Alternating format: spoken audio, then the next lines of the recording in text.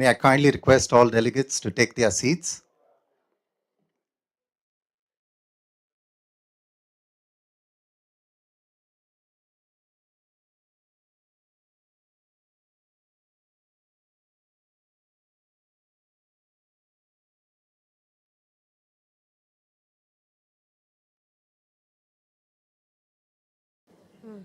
Again.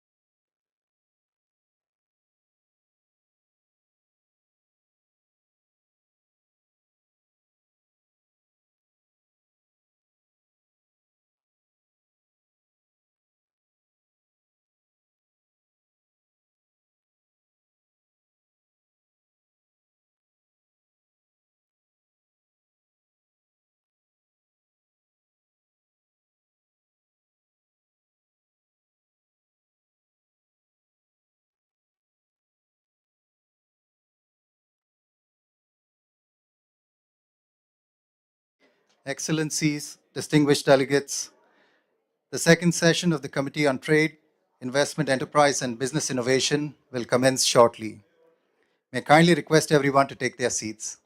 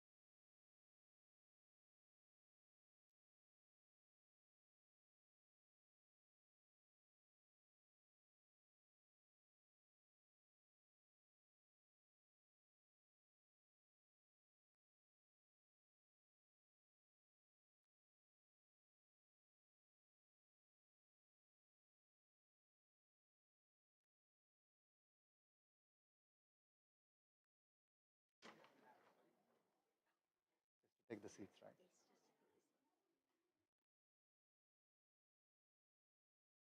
Excellencies, distinguished delegates, may I kindly request you to take the seats?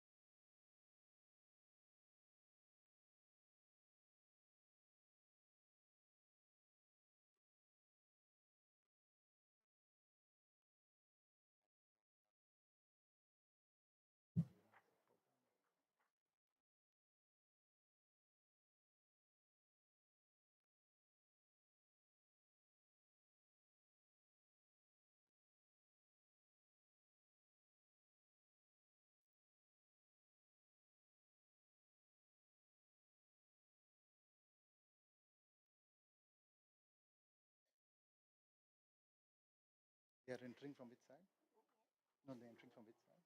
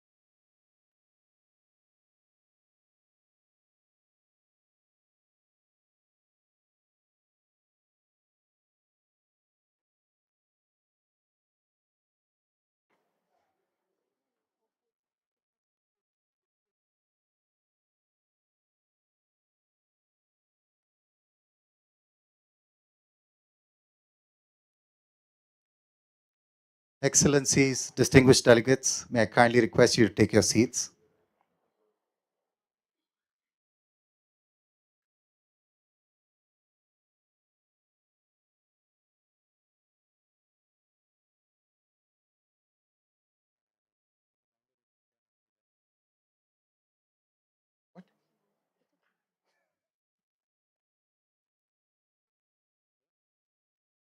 Excellencies, distinguished delegates, please welcome Ms. Armida Salcia Ali Shabana, Under-Secretary General of the United Nations and Executive Secretary, ESCAP. Her Excellency Ms. Tangariki Reet, Minister of Tourism, Commerce, Industry and Cooperatives, Kiribati. His Excellency Mr. Asset Nusupov, Vice Minister of Trade and Integration, Kazakhstan. Mr. Jayesh Ranjan, Special Chief Secretary and Chief Executive Officer of Industry and Investment Cell in the Chief Minister's Office, and Smart, Proactive, Efficient and Effective Delivery, Government of Telangana, India. And Mr. Tansri Michael Yeo, Vice Chair of the ESCAP Sustainable Business Network, ESPN, President, World Digital Chamber, and President, KSI Strategic Institute for Asia and the Pacific, Malaysia.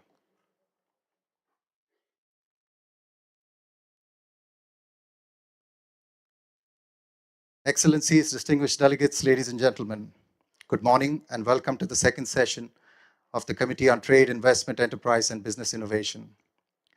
This session is being broadcast live via the United Nations YouTube channel and UN Web TV. Only the speech or intervention in the original language is authentic and constitutes an authentic record of proceedings. In case of any inconsistency between the interpretation and the speech or intervention in the original language, the latter shall prevail. If you wish to make a country statement or stakeholder statement under respective agenda items, kindly approach the conference room officer behind me, who will provide you with a speaker request form. Thank you for your attention to these matters. May I now draw your attention to an opening video that has been prepared for this committee session. Global competition and foreign policy dynamics are reshaping economic cooperation, affecting businesses and livelihoods in Asia and the Pacific. Regional cooperation is key to addressing these challenges. Through the Framework Agreement on Facilitation of Cross-Border Paperless Trade in Asia and the Pacific, we are accelerating trade digitalization. 14 member states are party to the agreement, with ESCAP assisting more countries in acceding to it. We supported the development of the ASEAN Regional Investment Promotion Action Plan, and the Regional Digital Trade Integration Initiative is advancing economic cooperation and policy harmonization. We assisted more than 30 ESCAP member states with the development of national policy measures in the last 2 years.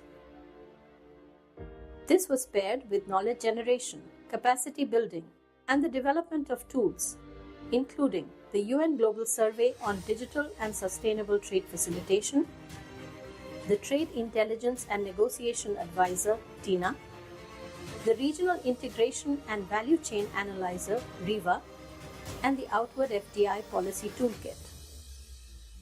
Moreover, a thriving private sector is key to achieving the Sustainable Development Goals. We worked with ASEAN on the Plan of Action for promotion of inclusive business to support and incentivize impact-driven businesses.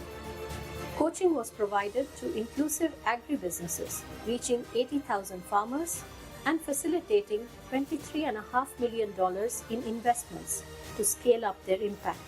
572 private sector entities adopted the Asia Pacific Green Deal for Business under the ESCAP Sustainable Business Network, ESBN.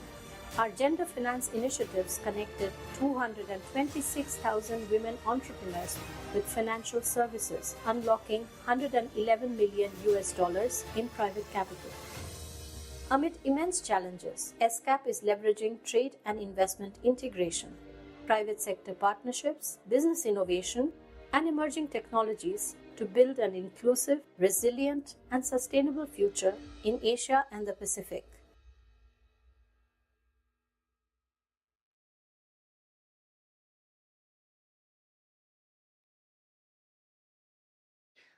I now turn the proceedings over to Ms. Rupa Chanda, Director of the Trade, Investment and Innovation Division at ESCAP, to conduct the opening ceremony.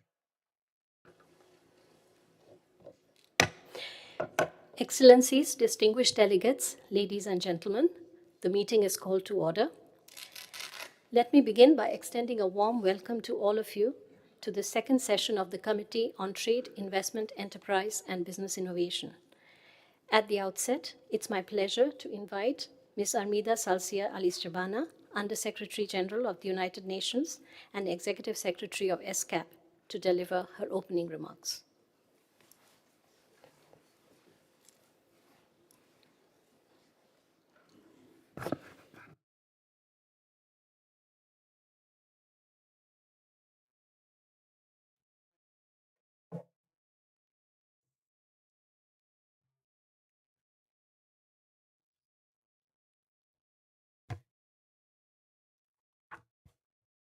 Excellencies, distinguished delegates, ladies and gentlemen, welcome to the second session of the Committee on Trade, Investment, Enterprise, and Business Innovation.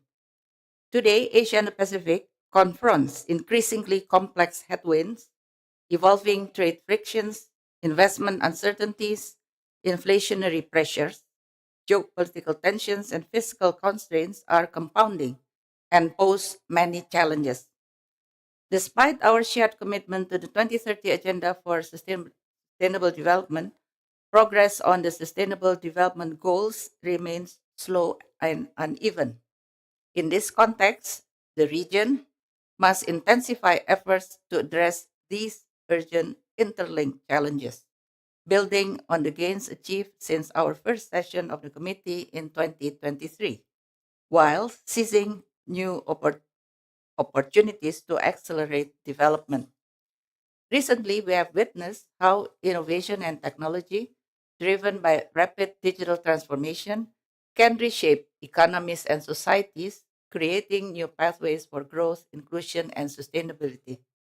ESCAP research shows that digital trade has expanded significantly, reducing trade costs, enhancing efficiency, and broadening market access.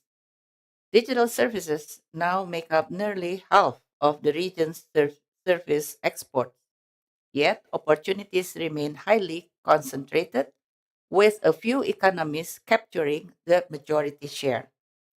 Therefore, we should act decisively to build enabling ecosystems comprising both hard and soft infrastructure that allows all countries, especially those in special situations, to participate in the digital economy. This requires coherent policies, including legal and regulatory frameworks, integrating digital economy elements in trade agreements and cross country collaboration, adapted to global and regional dynamics, while balancing economic and sustainability considerations. Regionally, the active implementation of the Framework Agreement on Facilitation of Cross Border Paperless Trade in Asia and the Pacific is a concrete step forward, and I encourage member states to leverage it. At the same time, recognize the vital role of the private sector in driving sustainable solutions. Rising support for the Asia Pacific Green Deal for Business and the recent adoption of the Kuala Lumpur Declaration reflect growing momentum among businesses to integrate sustainability into their strategies. From renewable energy to circular economy innovations, the private sector holds much promise for transformative change. However, more can be done to harness this potential. Governments in the region have demonstrated leadership in innovating business for inclusive and sustainable development by enabling and incentivizing companies to generate economic opportunities for women and low income as well as marginalized population, and to provide innovative solutions to critical societal challenges. The case for governments to promote business innovation for inclusivity and sustainability is strong. Inclusive and sustainable businesses can help optimize public spending on welfare and social assistance programs, boost job creation, reach target populations, expand market access, and foster wider social and economic development. Additionally, prior to the pandemic, developing countries in our region faced an estimated annual investment gap of around 1.5 trillion US dollar to achieve the SDGs by 2030. This gap has since widened significantly, making investment mobilization increasingly critical. Foreign direct investment, as one of the largest and most stable sources of external financing for developing economies, offers promising potential to bridge this gap, but only if effectively channeled towards sustainable development priorities. And again, governments in the region have shown strong leadership on this agenda. Investment promotion agencies are mobilizing FDI not only for economic imperatives, but also for addressing pressing development challenges, from climate change to digital transformation to social inclusion. This evolution reflects both growing awareness among investors of sustainability imperatives and increasing recognition by policymakers that FDI must be strategically leveraged to achieve development goals. Excellencies, distinguished delegates, as we commence this committee session, let us focus on actionable strategies and collaborative opportunities to navigate these challenging times. In this climate of uncertainty, regional cooperation and integration are not aspirational but essential. The close linkages of our economies through regional and global value chains underscore the importance of coherence, stability, and predictability in our trade, investment, and business policies. Supporting member states in adapting to shifting dynamics will be increasingly crucial to the work of ESCAP and this committee. We stand ready to facilitate regional action and strengthen national capacities, including through evidence based policy making. I look forward to your deliberations and wish you all a very successful committee. Thank you very much. Thank you, Ms. Alice Shabana. I would now like to invite Her Excellency Ms. Tangariki Rite, Minister of Tourism, Commerce, Industry and Cooperatives of Kiribati, to deliver her opening remarks.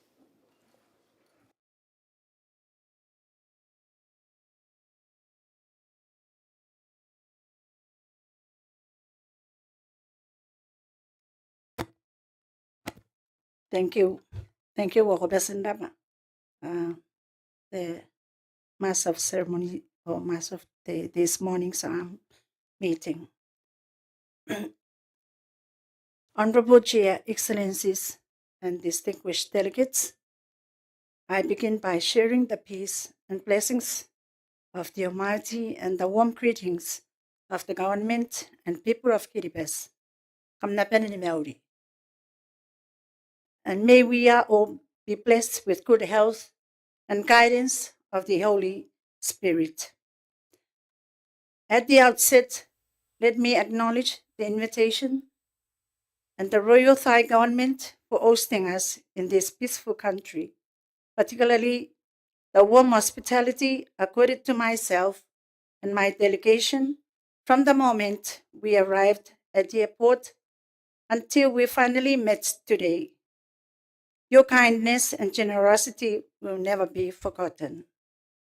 Honorable Chair, it would be a remiss for me not to thank ESCAP for its unwavering support and assistance to Kiribati.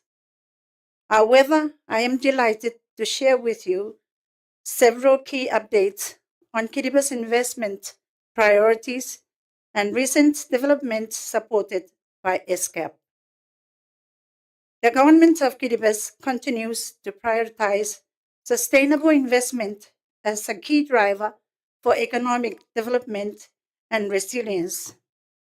In this regard, we have focused on enhancing our investment climate, identifying and preparing investable opportunities, and improving our visibility for potential investors.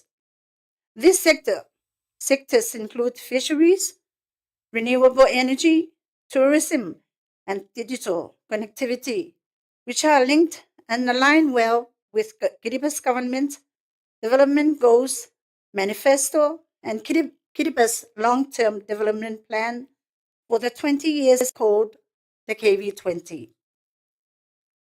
As you may be aware, the KV20 is an ambitious long-term development planning framework developed to foster national effort in transforming the lives of the Ikiribas and economy into a resilient, wealthy, healthy, and secure nation. It is with gratitude and profound thanks to ESCAP for the capacity support and technical assistance that have been provided to my Ministry of Tourism, Commerce, Industry, and Cooperatives. ESCAP has been instrumental in supporting the development of my ministry's promotional website, offering in person and virtual capacity building, and funding my team to attend events abroad to showcase Kiriba's investment potential and development of investable opportunities. Kiribati was enthused by the tremendous efforts of ESCAP in propelling regional cooperation and investment promotion among investment departments in the Pacific. In this respect, Kiribati encourages ESCAP to continue this legacy to strengthen our resilience, capacity building, and technical assistance on investment promotion and attraction for sustainable development. Honorable Chair, please allow me to conclude by reiterating my government heartfelt appreciation of this opportunity, and may our Kiriba's blessings of the Maori, health, the Roy, peace, or the Tapuma prosperity be upon you all. God bless you all. Akam Besindap.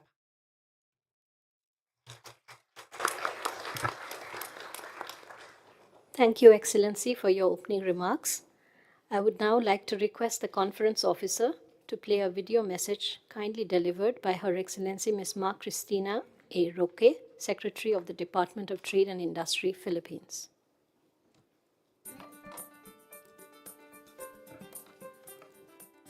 Distinguished delegates, esteemed colleagues, and partners in development, warm greetings from the Philippines.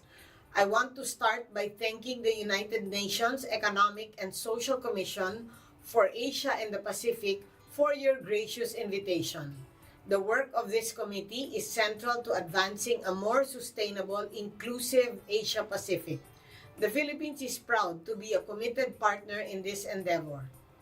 As chair of the Philippine Board of Investments and the Interagency Investment Promotion Coordination Committee, I am pleased to share with you the priorities of the government under the leadership of President Ferdinand R. Marcos Jr. in building a region anchored on innovation, collaboration, and shared prosperity. The Philippines remains as one of the fastest growing economies in the region. In 2024, our GDP grew by 5.6%, a testament to our economic resilience. We are positioning the country as a regional hub for globally competitive and sustainability-driven industries. We are investing in renewable energy, critical minerals, EV, and smart manufacturing, digital infrastructure, semiconductors, and the creative industry, as well as the IT-BPM.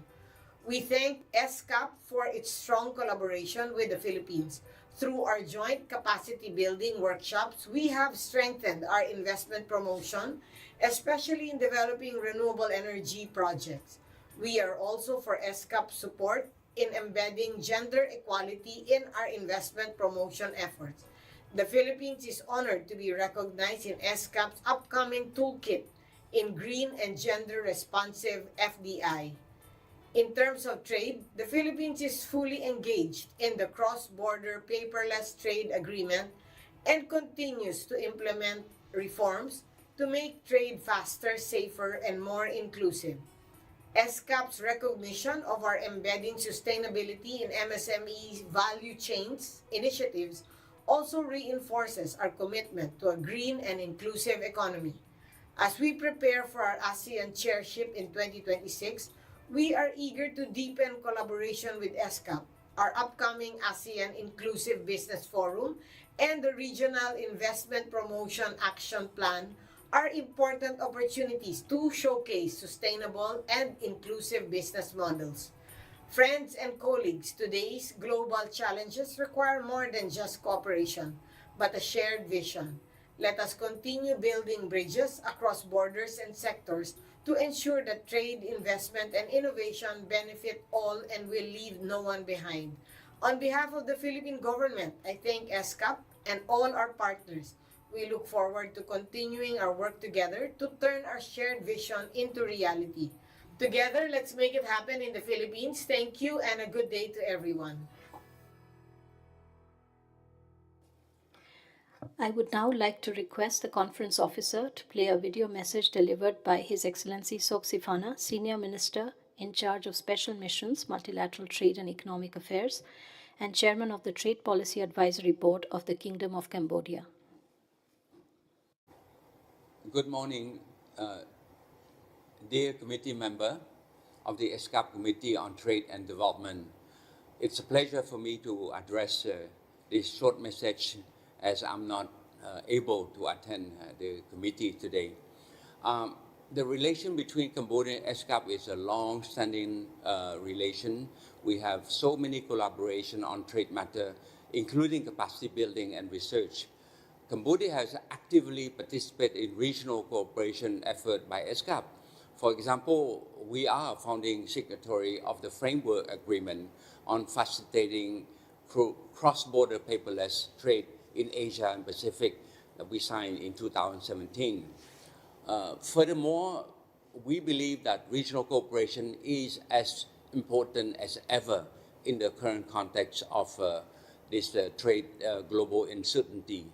Cambodia is the first and only country to benefit from having a national TINA portal, which we will develop collaboratively with ESCAP and with the Trade Policy Advisory Board, which I happen to chair, to support Cambodia in furthering its regional trade and integration effort.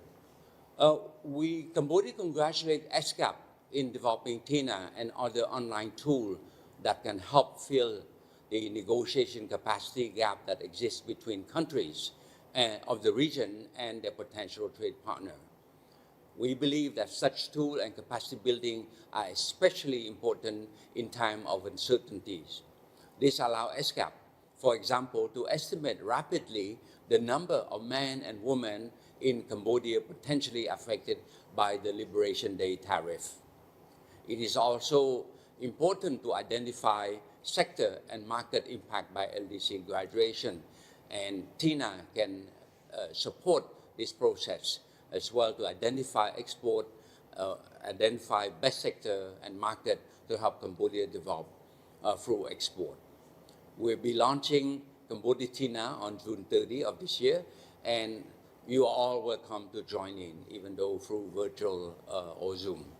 I look forward to continued support and collaboration with ESCAP on shaping trade policy and fostering regional cooperation and integration, keeping in mind that trade is essential in achieving sustainable development in the Asia-Pacific region. I thank you and I wish all the committee members the best. Thank you.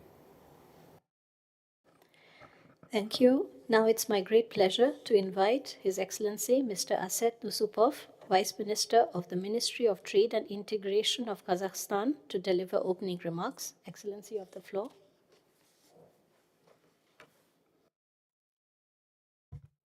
Excellencies, distinguished delegates, ladies and gentlemen, it's a great honor to address you today on behalf of the Republic of Kazakhstan at this important session of the Committee on Trade, Investment, Enterprise and Business Innovation.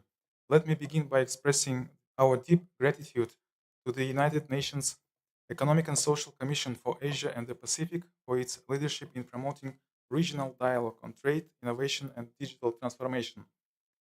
Kazakhstan firmly believes that digital trade is no longer a concept of the future, It's a vital instrument for competitiveness, economic resilience, and regional integration. For this reason, digital transformation stands at the heart of our national development strategy. Over the past few years, Kazakhstan has made significant steps in modernizing governmental services and embracing paperless processes. Kazakhstan's commitment to digital trade is matched by our effort to join international frameworks that promote cross-border interoperability. One of our top priorities is accession to the UN ESCAP framework agreement on facilitation of cross-border paperless trade. We are currently the only Central Asian country yet to join, but we have conducted a comprehensive technical and legal readiness assessment and now in the final stages of preparing for ratification. We also recognize the need to fully integrate into systems like ETIR and EFITO and to digitize other business critical documents. Our progress has been recognized at the regional level. In 2023, Regional Digital Trade Integration Index, Kazakhstan scored 0.553, surpassing the regional average of 0.424.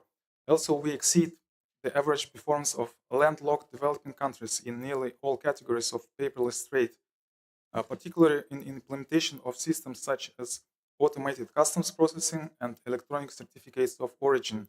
We plan to launch the national integrated e-customs platform in near future, ensuring seamless interaction between the private sector and public authorities. Today, 100% of customs declarations are submitted electronically, and clearance times have decreased substantially. Still, we recognize there is more to do. We are working to improve the electronic exchange of permit documents and expand data sharing mechanisms with our neighbors. Kazakhstan has already established advanced data exchange with 9 countries and continues to develop new cross-border information sharing agreements. We also acknowledge the importance of regulatory balance. While Kazakhstan shows strong performance in areas like cross-border data flows and FDI regulations, we are reviewing domestic requirements to ensure they align with our goals for openness and innovation. Investing in digital infrastructure and human capital is another key pillar of our strategy. We are developing regional data centers and digital trade corridors while also promoting digital literacy among our population and SMEs.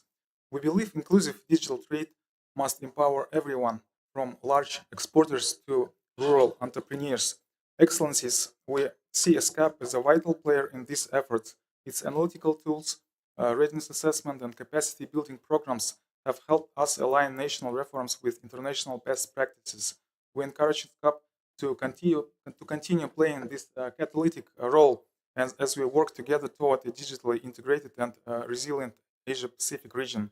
In closing, I would like to reaffirm Kazakhstan's strong commitment to open, inclusive, and technology-driven trade. We look forward to working with all of you to unlock the full potential of digital transformation for sustainable and shared prosperity. Thank you.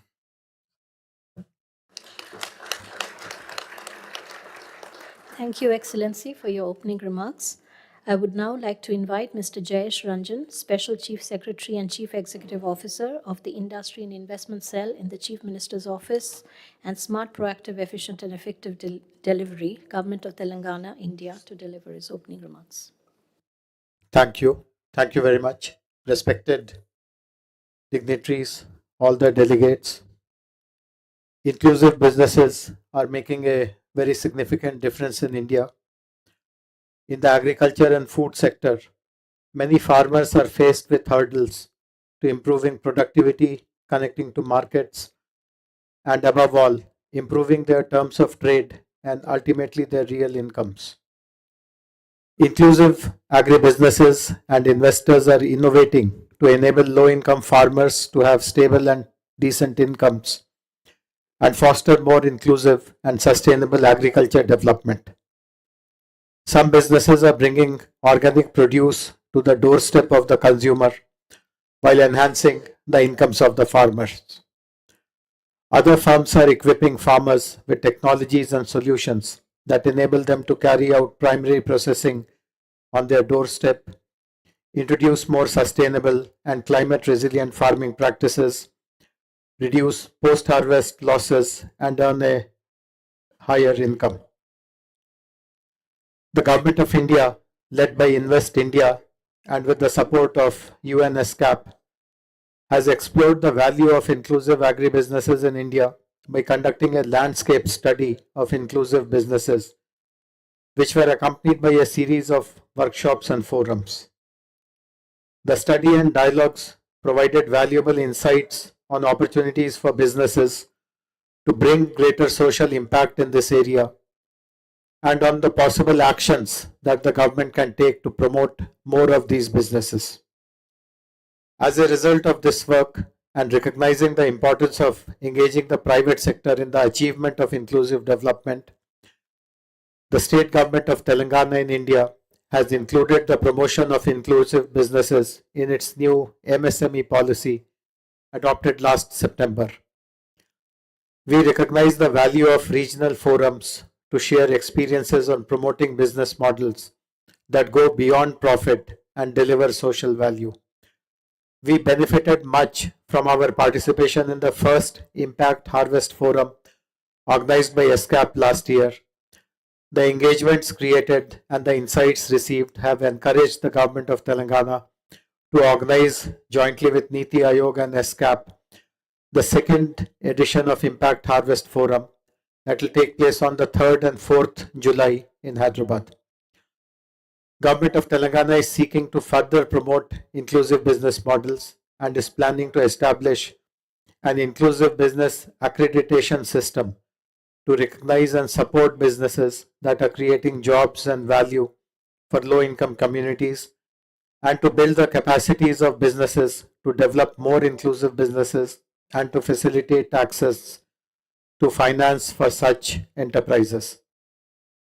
The technical support provided by ESCAP to inform policy development and to coach businesses seeking to grow inclusive business models, as well as the organization of investment forums linking businesses with investors and other stakeholders, has been extremely valuable in the overall process of promoting inclusive businesses. We would like to request and encourage ESCAP to continue to support member states with the promotion of inclusive businesses, in particular regarding building the capacities of businesses, adopting inclusive business accreditation systems, promoting women entrepreneurs, FPOs and self-help groups, and facilitating access to finance and investment. Thank you very much. Thank you, Mr. Ranjan, for your opening remarks. Next, let me invite Mr. Tansri Michael Yeo, Vice Chair of the ESCAP Sustainable Business Network, or ESBN, President of World Digital Chamber, and President of KSI Strategic Institute for Asia Pacific Malaysia, to deliver his opening remarks. Your Excellency, Amira Salsa Alice Zabana, Executive Secretary, distinguished delegates, distinguished speakers, ladies and gentlemen. Firstly, let me extend my best compliments to His Excellency Executive Secretary and the UN ESCAP Committee on Trade, Investment, Enterprise, and Innovation. It is an honor for me to be invited to address this distinguished meeting. I am also pleased to present a statement from ESBN as a Vice Chair of ESBN. Today, we unite with a shared purpose to forge dynamic public-private people partnership that uplifts our people, safeguard our planet, and foster shared prosperity throughout the Asia-Pacific region. In short, the PPP for the triple P of planet, people, and prosperity. The imperative of partnership. The mission of the ESBN, the ESCAP Sustainable Business Network, has never been more urgent. The world has changed. We have been disrupted by increasing uncertainties and trade frictions. The challenges we face, climate change, resource depletion, inequality, and economic disruption, are complex and deeply interconnected. No single sector can address this alone. Only through collective action can we hope to deliver lasting solutions. Hence, the power of tripartite collaboration. We believe that we need to scale up the tripartite partnership model. This framework brings together governments, businesses, and civil society, each contributing their unique strengths. Governments providing and enabling policy frameworks, regulatory clarity, and strategic public investments. Businesses to drive innovation, operational excellence, and capital mobilization. And civil society to ensure inclusivity, community engagement, and accountability. When these three pillars work in concert, we witness transformative progress. Across Asia Pacific, this model has delivered sustainable infrastructure, inclusive growth, and climate resilience, benefiting all stakeholders. The ESBN continues to promote and uphold the Asia Pacific Green Deal. The time is right to scale up this Asia Pacific Green Deal, a comprehensive framework to accelerate our transition to sustainable low carbon economies. This is not merely an environmental necessity, it is an economic opportunity of unprecedented scale. Our region, I believe, can lead the green transformation by setting common standards, coordinating policy frameworks, mobilizing investments in renewable energy, sustainable infrastructure, and nature-based solutions. The Asia Pacific Green Deal is a key initiative and a central pillar of the ESBN's work program. The ESBN is actively partnering with governments and businesses to develop integrated approach that will catalyze this transformation. The traditional linear model of take, make, dispose is no longer viable. The circular economy offers a compelling alternative, maximizing resource use, extracting value, and regenerating materials at end of life. Across the region, we see inspiring circular business models in manufacturing, agriculture, construction, and consumer goods.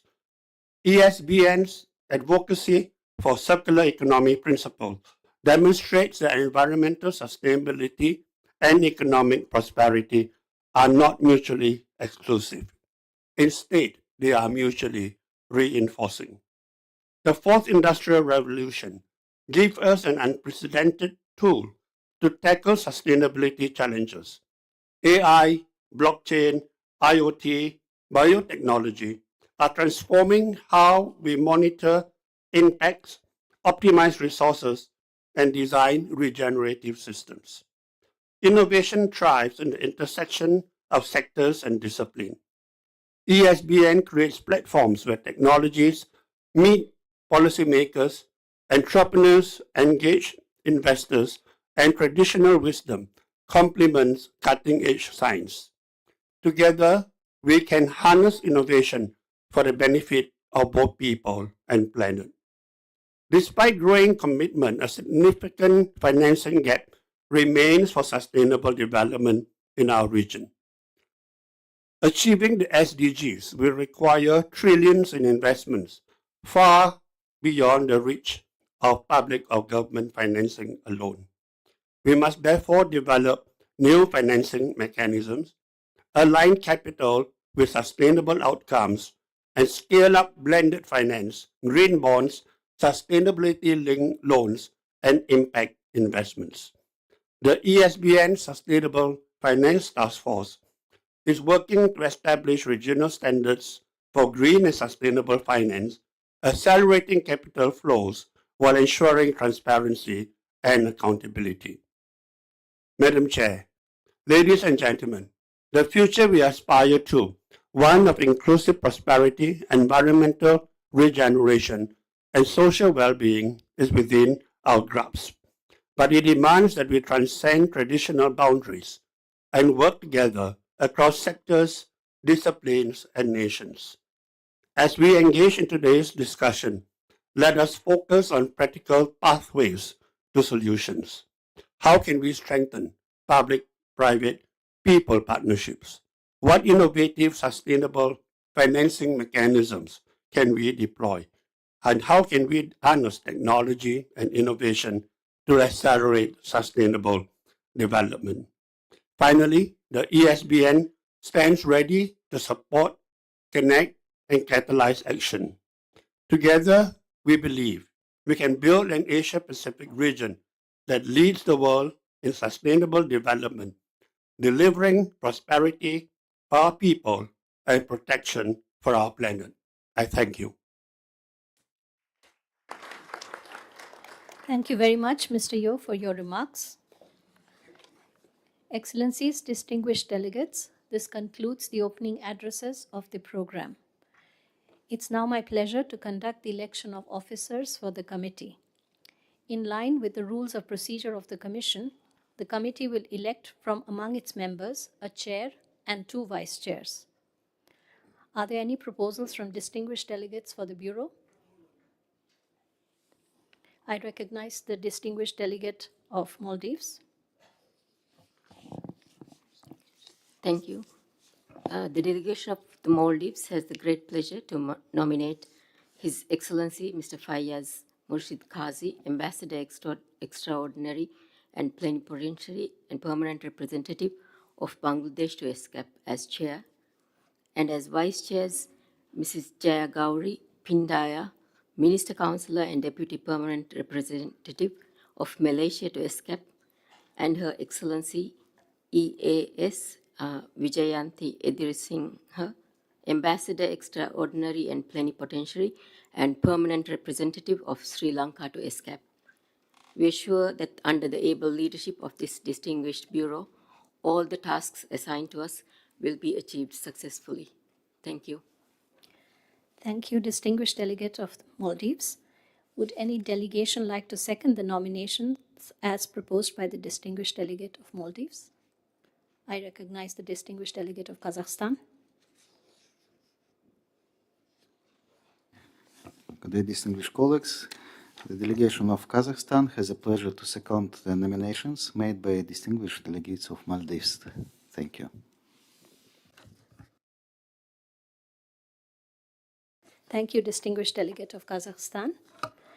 The nomination for the Bureau of the second session of the Committee on Trade, Investment, Enterprise and Business Innovation has been proposed by Maldives and seconded by Kazakhstan. Are there other nominations for the Bureau? Okay, I see none. So it's my great pleasure then to declare His Excellency Mr. Fayyaz Murshid Qazi, Ambassador Extraordinary and Plenipotentiary and Permanent Representative of Bangladesh to ESCAP as chair, and Her Excellency ES Vijayanti Edirisinghe, Ambassador Extraordinary and Plenipotentiary and Permanent Representative of Sri Lanka to ESCAP, Mrs. Jayagauri Pindaya, Minister, Councillor and Deputy Permanent Representative of Malaysia to ESCAP as vice chairs. Please join me in congratulating the newly elected chair and vice chairs.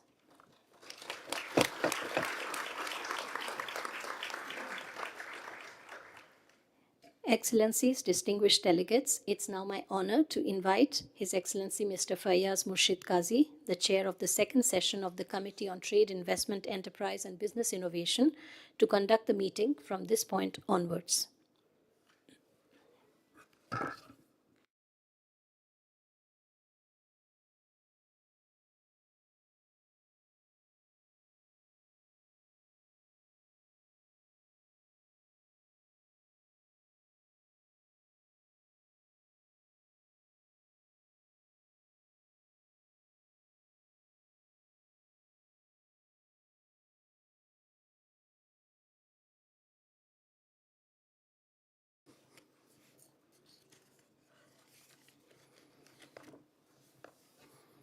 Excellencies, distinguished delegates,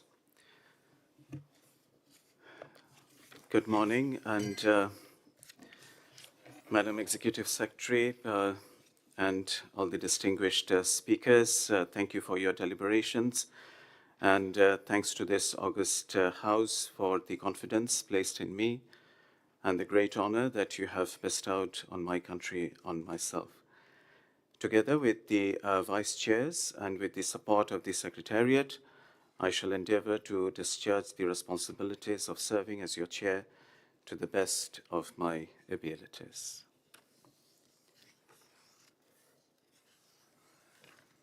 Would the Secretariat like to proceed, please? Excellencies, I have the pleasure of inviting the opening speakers, Chair, Vice Chairs, and the Executive Secretary of ESCAP to the front of the rostrum for a group photo.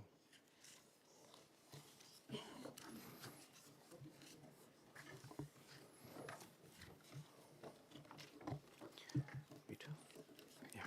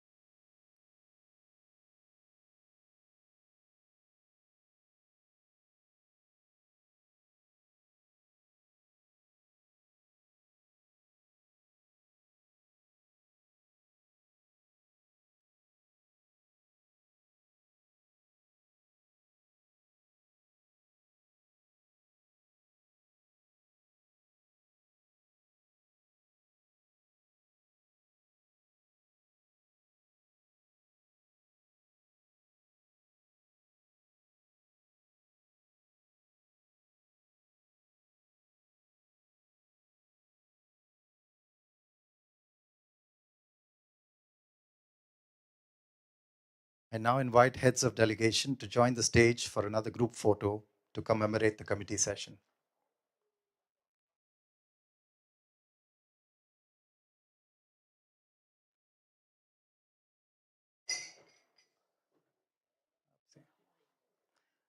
I now invite the heads of delegation to join the stage for a group photo.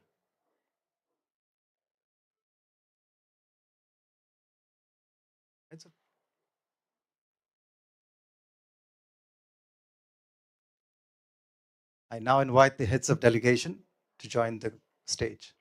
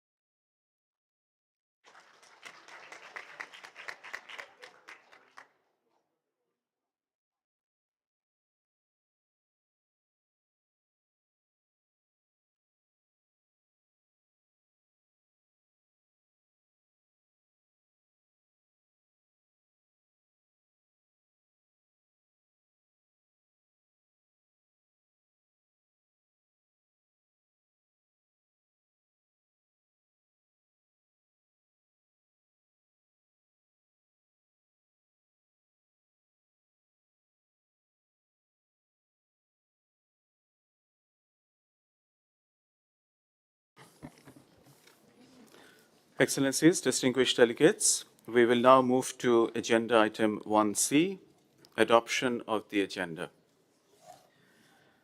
The provisional agenda for the second session of the Committee on Trade, Investment, Enterprise and Business Innovation is contained in document ESCAP/CTIEBI2/1. Does any delegation have any comments on the agenda? I see none. May I propose to the committee that the provisional agenda, as contained in document ESCAP/CTIEBI2/1, CTIEBI 2/1 be adopted. The agenda is adopted.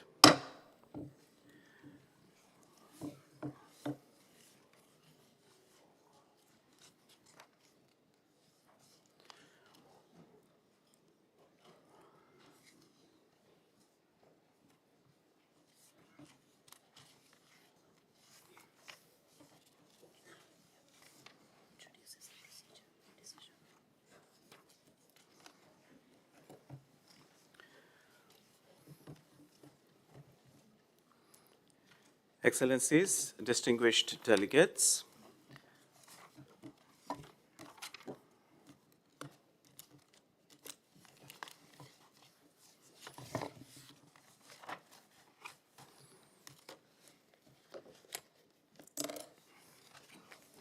sorry about that. Excellencies, distinguished delegates, I would like to invite the distinguished delegates wishing to make statements to submit their names and written statements to the conference room officer seated to my left. Submitting a written statement will ensure that your statements are accurately reflected in the account of proceedings. I would like to draw your attention to the procedure for consideration of draft decisions. Please note that the pertinent draft decisions will be discussed and considered under the relevant agenda items based on the analysis provided by the Secretariat in the pre-session documents. I would also like to remind delegations of the note verbal circulated by the Secretariat on Monday, 19th May 2025, regarding the draft decision submitted by the delegation of China on 16 May 2025 for consideration under Agenda Item 2 of the Provisional Agenda, that is, Trends in Trade and Cooperation for Sustainable Development in the Asia-Pacific region. In this regard, please note that following the completion of country statements, the pertinent draft decisions will be discussed and considered under Agenda Items 2, 3, and 5. I repeat, Agenda Items 2, 3, and 5. Regarding the report of the committee, only the decisions discussed during the session will be captured and considered for adoption in the report of the committee on the final day of this committee session, that is on 30th of May 2025. An account of the proceedings will be drafted after the session has ended, be circulated to participants so that they have an opportunity to ensure that their statements have been accurately reflected and be annexed to the report on the session. Distinguished delegates, in order to facilitate the conduct of the session, I now turn to the matter of statements in exercise of the right of reply during the session. In line with Rule 46 of the Rules of Procedure and practice of the parent body of the Commission, the Economic and Social Council, I propose that, in exercising their right of reply, delegations should be as brief as possible and deliver their statements at the end of the meeting at which the right is requested, or at the end of the day, whenever two meetings have been scheduled for that day to consider the same item. I further propose that the number of interventions in exercise of the right of reply for any delegation at a given meeting should be limited to 2 per item, with the first intervention limited to 3 minutes and the second, if any, to 2 minutes. Delegations wishing to exercise the right of reply are kindly requested to inform the Secretariat staff located to the right next to the podium.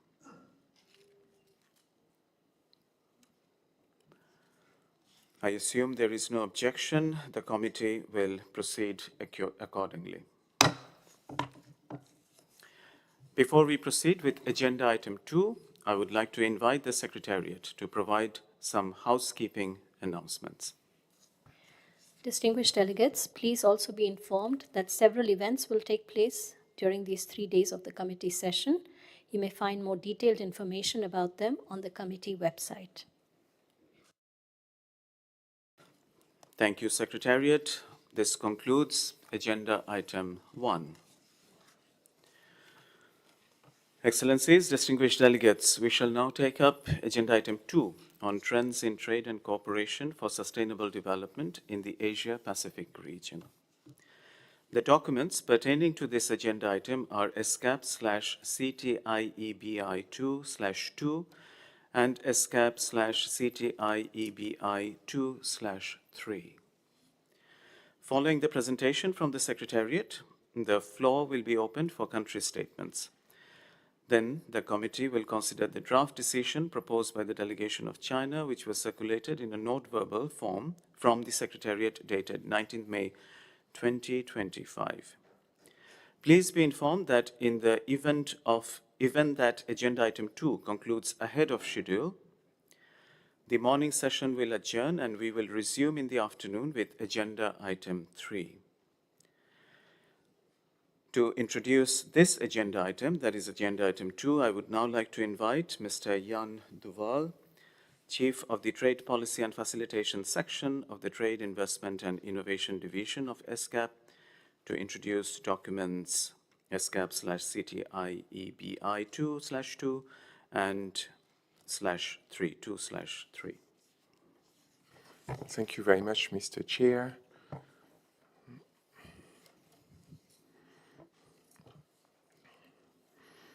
So let me do a short presentation of the content of those two documents that you mentioned, one on regional trends in trade and cooperation in the Asia-Pacific region, and the other one on unleashing digital trade and investment for sustainable development.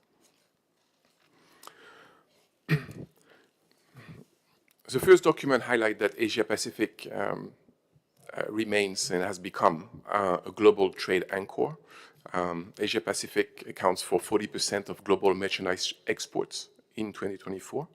And interestingly, this is driven mainly by intra-regional trade, which is over half of export and imports at this point. Services trade remains globally oriented, while intra-regional trade keeps growing.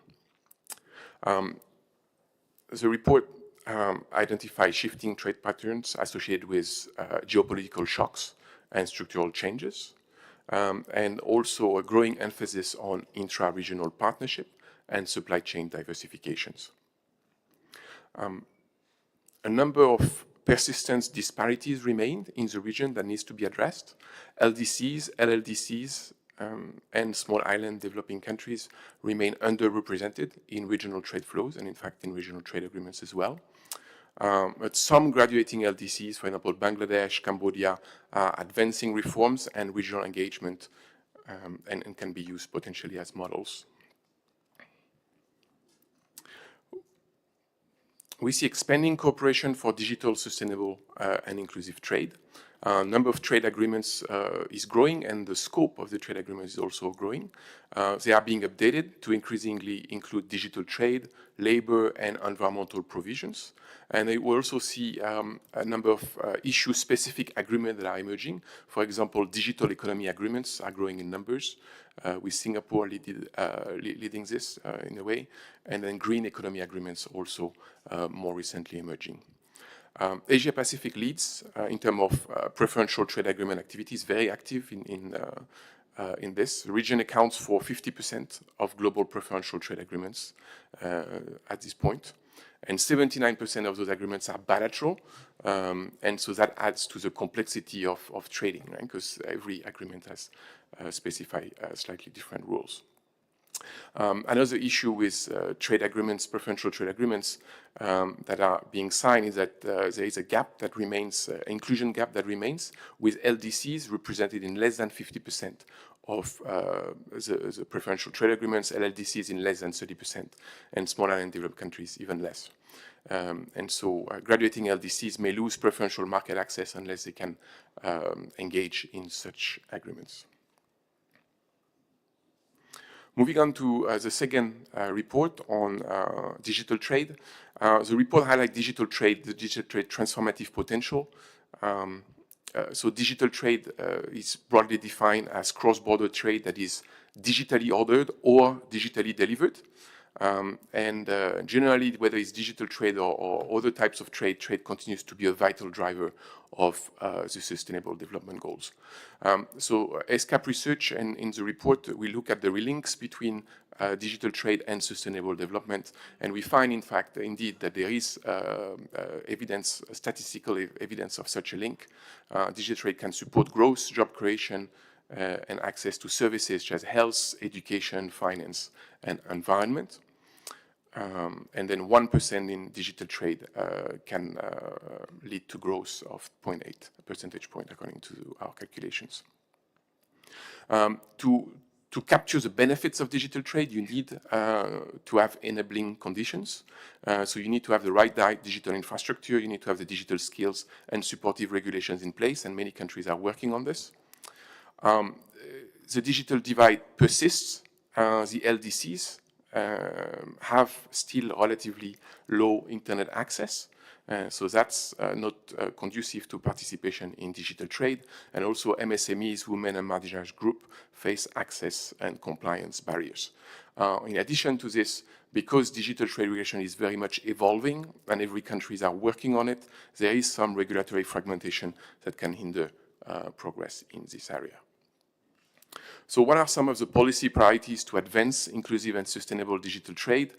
First, expand infrastructure and reduce access barriers, and that include increasing competition, for example, in telecom services. Second, building trust and lower the compliance costs associated with the digital trade regulation that are being put in place through mutual recognition, through regional cooperation on cybersecurity, for example, and consumer protection. Third, focus on trade digitalization of trade procedures, because it can lower trade costs, it can also enhance trade efficiency and reduce impact of trade on the environment. And for this, the CPTA, the Framework Agreement on Cross-Border Paperless Trade in Asia and the Pacific, is one of the tools that can be used. Fourth, deepening multilateral and regional cooperation should be leveraged in order to advance inclusive and sustainable digital trade, including aligning national policies with WTO principles as well as regional commitments. A last slide on ESCAP support in this area. So ESCAP provides research and analysis in the areas mentioned and on trade policy and facilitation in general. We have the Asia Pacific Trade Investment Report that we publish every 2 years, and we also have thematic studies and trends monitoring ongoing as part of our work. We've been developing evidence-based tools to support policy formulation. Highlight of this at this point is probably TINA, the Trade Intelligence and Negotiation Advisor, who helps countries, for example, look at the impact of tariffs and also develop negotiation lists. And then we're also providing capacity building and technical assistance, essentially online now, with almost 2,000 officials trained over the past 2 years using the different specialized online course and modules that we've developed. Last and but not least, we also provide specific support on paperless trade, readiness assessment, legal assessment, technical assessment, and then we hope to continue to do so in the future. Thank you very much, Chair.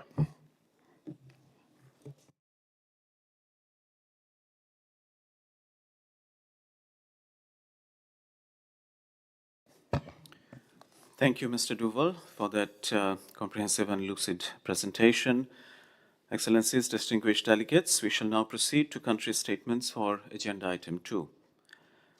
I would like to urge all speakers to adhere to the time limit of 3 minutes. I repeat, 3 minutes to ensure we can hear from all those participating. I would also like to remind delegations that in case of a longer statement, you may provide the Secretariat with the full statement for sharing through the committee website. Delegations may request to speak by submitting their names and written statements to the conference room officer. The Secretariat would also like to encourage each delegation to focus its intervention on each of the agenda items under discussion. In view of the mandates and operational requirements of the committee, priority will be given first to the members, associate members, and observer countries of the Commission, If time allows, the floor will then be given to intergovernmental and international organizations and other entities. I hope this was made clear to all delegations. If so, I now open the floor for country statements. The first speaker on our list is from the Solomon Islands, followed by Sri Lanka.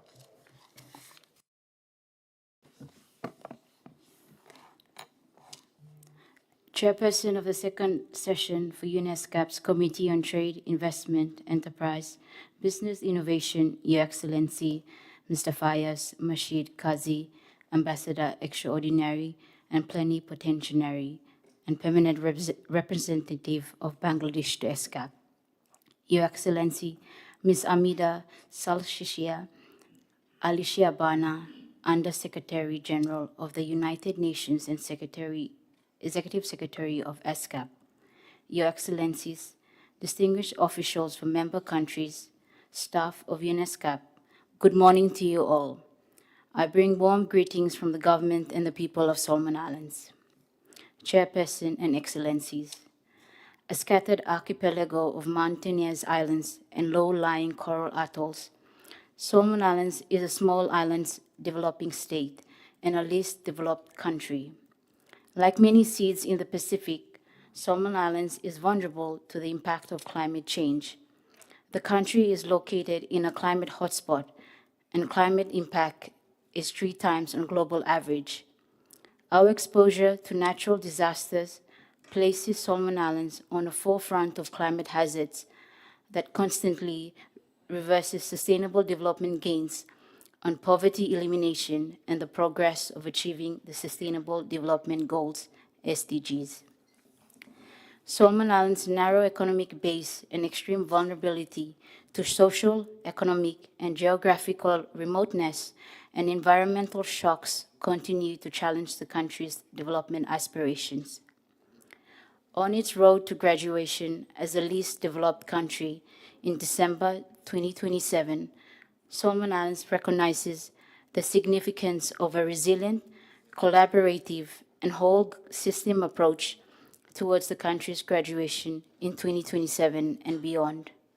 In this regard, Solomon Islands has recently finalized a smooth transition strategy, which aims to navigate pre- and post-graduation periods, addressing trade, development financing, and sustainable development issues. Solomon Islands' economic landscape has evolved over the years, and in 2024 concluded its 4th WTO trade policy review. It was an important undertaking for Solomon Islands to assess its progress against a backdrop of global disruptions in the global economy, impacting countries like Solomon Islands. Nevertheless, that did not impede the continuous reform efforts by the government. Chairperson and Excellencies, the domestic economic growth for Solomon Islands in 2025 is projected to grow moderately at 2.7% and to stabilize at 2.5% over the medium. This reflects the slowdown in the forestry sector, whilst activities in the non-forestry sectors are expected to sustain the economy. Agriculture, fisheries, and forestry sector continue to dominate the Solomon Islands economy. However, the government, as part of its reform efforts to diversify the economy, has put in place policies to prioritize downstream processing and value adding to promote sustainable management of the resources in the forestry and fisheries sector. While we recognize the global environmental challenges, we underscore the importance of trade and environmental policies and its measures to be balanced and should be mutually supportive and contribute to the optimal use of the Solomon world's Islands, resources. if you could please wrap up. Thank you. Thank you, Chair. And sustainable development and not to create unnecessary barriers to trade. Chairperson and Excellencies, significant progress has been made with new trade agreement formalized alongside with the Pacific region, Europe, and Asia. And these trade agreements are pivotal to ensure credibility and transparent rules for our trade with these countries and to ensure they maintain when Solomon Islands graduate from its least developed status. Thank you, Solomon Islands. The next on our list is Sri Lanka, to be followed by France. Thank you. Chair, respected representatives, distinguished delegates, excellencies, ladies and gentlemen, good morning.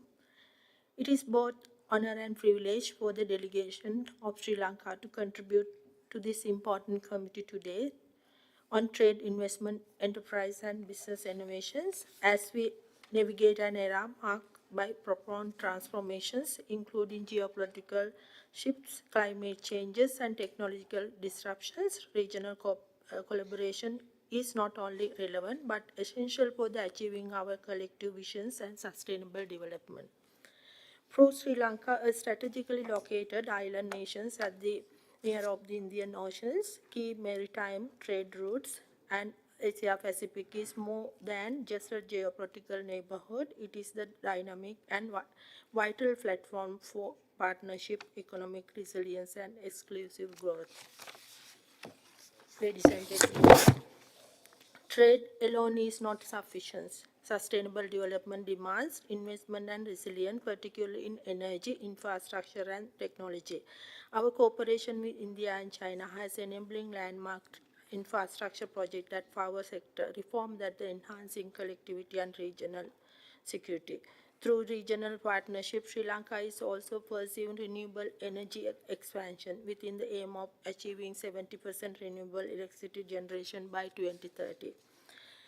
Urban transformations is vital compound of our national development agenda. The Port City Colombo and the Western Regional Megapolis Plan are envisaged as future-facing green urban models and balanced economic dynamics with environment stewardship with subject aim to attract to high-quality foreign direct investment, foster knowledge economy, and providing sustainable urban solutions rooted in SDG principles. At the same time, Sri Lanka is actively engaged with multilateral and regional cooperation framework, including BIMSTEC, IRA, SAC, and ESCAP, to strengthening policy coordinations on issues such as climate adaptations, disaster risk reductions, and digital inclusive. We believe regional platforms offer powerful mechanism for peer learning, technology sharing, and capacity building, particularly for small island developing states like ours. Chair, the Asia Pacific region offers immense promise, but realizing our promise required collective solutions and inclusive policy choices. For Sri Lanka, regional trade and cooperations are not merely options, they are the necessities. They are the bedrock of our strategy for sustainable recovery, resilience building, and long-term prosperity. As we move forward together, Sri Lanka reaffirms its commitment to working collaboratively with regional partnership in building a future that is economically vibrant, environmentally sound, and especially just. Let us ensure that no country and no community is left behind. I thank you. Thank you, Sri Lanka. The floor goes to France, to be followed by Mongolia. Merci, Monsieur le Président. La France appuie résolument les initiatives portées par la CESAP en matière de digitalisation des échanges commerciaux, composante essentielle au renforcement de la résilience économique dans notre contexte mondial actuel. C'est pourquoi nous accueillons avec intérêt le rapport présenté au comité et saluons les avancées significatives réalisées depuis la première session. Dans cette perspective, nous soutenons activement les travaux essentiels de la CESAP sur le commerce sans papier et le commerce transfrontalier sans papier. Bien que la France ne soit pas signataire de l'accord-cadre sur la facilitation du commerce transfrontalier sans papier en Asie-Pacifique, nous en reconnaissons pleinement l'importance et réaffirmons notre soutien au développement des compétences dans ce domaine stratégique. La France s'engage fortement dans le partage d'expertise et de meilleures pratiques pour soutenir la transformation numérique du commerce. Cette mobilisation de nos spécialistes s'inscrit dans notre volonté de contribuer activement au développement des compétences régionales en matière de dématérialisation douanière et d'interopérabilité des systèmes commerciaux, expertise que nous avons développée notamment dans le cadre européen. Cet engagement s'est traduit concrètement par 2 actions. D'une part, la mise à disposition depuis 2023 d'un expert en commerce numérique auprès de la division pour le commerce de la CESAP, et d'autre part, la participation d'un attaché des douanes français à l'atelier régional sur l'avancement de la facilitation du commerce sans papier pour le développement durable, organisé conjointement par le ministère de l'Économie et des Finances de la République de Corée et la CESAP. Nous souhaitons également saluer les travaux menés sur l'indice d'intégration réglementaire du commerce numérique, issu d'une collaboration fructueuse entre la CESAP, la CEA et la CESAO, mais également la création de l'indice de numérisation des échanges commerciaux commun aux 5 commissions régionales. La France encourage vivement cette démarche collaborative entre les commissions régionales et avec la CNUSED, qui optimise l'impact des initiatives en faveur du commerce numérique et de l'intégration économique. La France souhaite que les efforts entrepris par la CESAP se pérennisent pour gérer des bénéfices tangibles aux États membres, notamment aux économies en développement de la région. Nous réitérons notre engagement à soutenir les initiatives visant à promouvoir un commerce plus inclusif, durable et innovant dans la région Asie-Pacifique. Je vous remercie. Thank you, Franz. We shall now hear from Mongolia, to be followed by China. Thank you, Mr. Chair. Excellencies and distinguished delegates, ladies and gentlemen. At the outset, please allow me to extend our sincere appreciation to ESCAP for organizing the second session of the Committee on Trade, Investment, Enterprise and Business Innovation, and commend the Secretariat for its comprehensive analysis of regional trends in trade and cooperation frameworks for sustainable development in Asia and the Pacific. Digital trade is transforming our economic landscape. We support the Secretariat's efforts to promote regulatory harmonization, digital infrastructure investment, and capacity building through tools like the Trade Intelligence and Negotiation Advisor on the Regional Digital Trade Integration Index. It is essential to strengthen regional cooperation frameworks, such as the Framework Agreement on Facilitation of Cross-Border Paperless Trade, which can significantly reduce trade costs and carbon emissions, contributing to both economic and environmental goals. Mr. Chair, accelerating trade digitalization is crucial in times of unprecedented challenges, and we would like to encourage all ESCAP member states to join the Framework Agreement on Facilitation of Cross-Border Paperless Trade in Asia and the Pacific. By reducing reliance on paper, enhancing efficiency, reducing costs, and promoting transparency, we are paving the way for a more integrated and sustainable trading environment. In this context, I'm pleased to reflect on the successful organization of first ever Mongolia's Digital Trade Week in Ulaanbaatar on 24-28 March 2025. We would like to extend our appreciation to ESCAP and its able team, in particular Chief of Trade Policy and Facilitation Mr. Jan Duval, Dr. Vitada Anukunvataka, Ms. Su Kim, and Natnicha Sutivana, who led the preparation of Mongolia's Digital Trade and Integration Report in collaboration with national consultations to enhance Mongolia's digital trade environment, explore blockchain and cross-border trade, and share international best practices. Secondly, with regards to the Asia-Pacific Trade Agreement, a unique platform designed to further promote economic development and cooperation through the adoption of trade liberalization, Mongolia is willing to actively participate in the 5th round of negotiations on APTA. We greatly value the continued support from ESCAP, and we would like to have a national capacity building workshop on advancing regional trade integration through regional trade agreements in Asia and the Pacific. In conclusion, we would like to commend the work of the ESCAP in Mongolia and other member states in their efforts to overcome challenges preventing them to better utilize trade, investment, technology, and innovation to deliver the sustainable development goals and build a more resilient, equitable, and sustainable future in the Asia-Pacific region. I thank you. Thank you, Mongolia. The next speaker on our list is China, to be followed by the Russian Federation.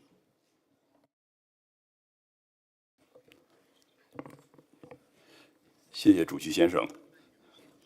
贸易和投资是亚太地区经济增长的重要推动力。过去几十年，得益于区域内开放的贸易投资政策和区域一体化进程，亚太地区成为全球最活跃、最具增长潜力的经济板块。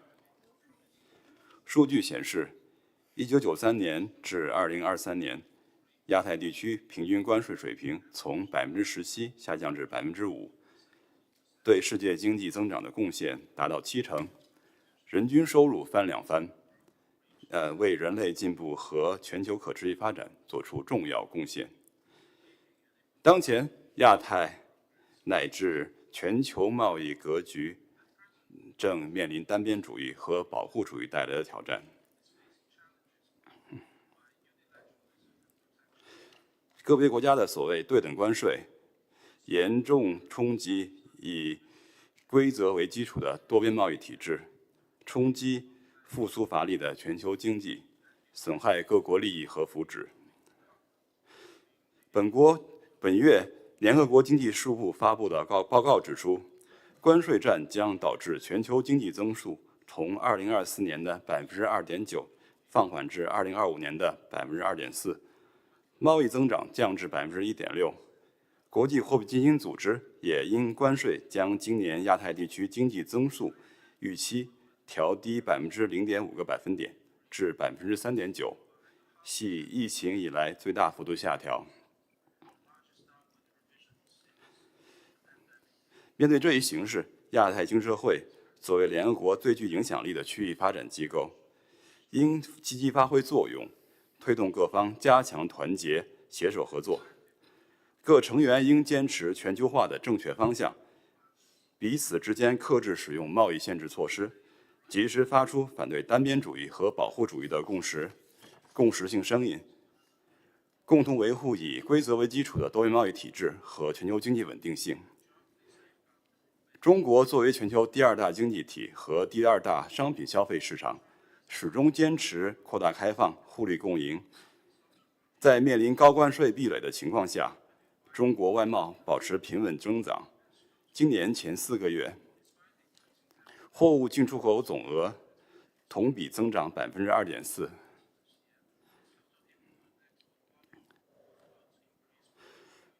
中方愿与各方加强贸易投资合作，共享发展红利。中方也将继续支持 ESCAP 推进区域贸易投资自由化便利化，同有关成员国共同做好亚太贸易协定实施工作，推进落实并鼓励更多成员加入亚太跨境无纸贸易便利化框架协定，为区域经济稳定和繁荣发展注入新的动力。谢谢主席。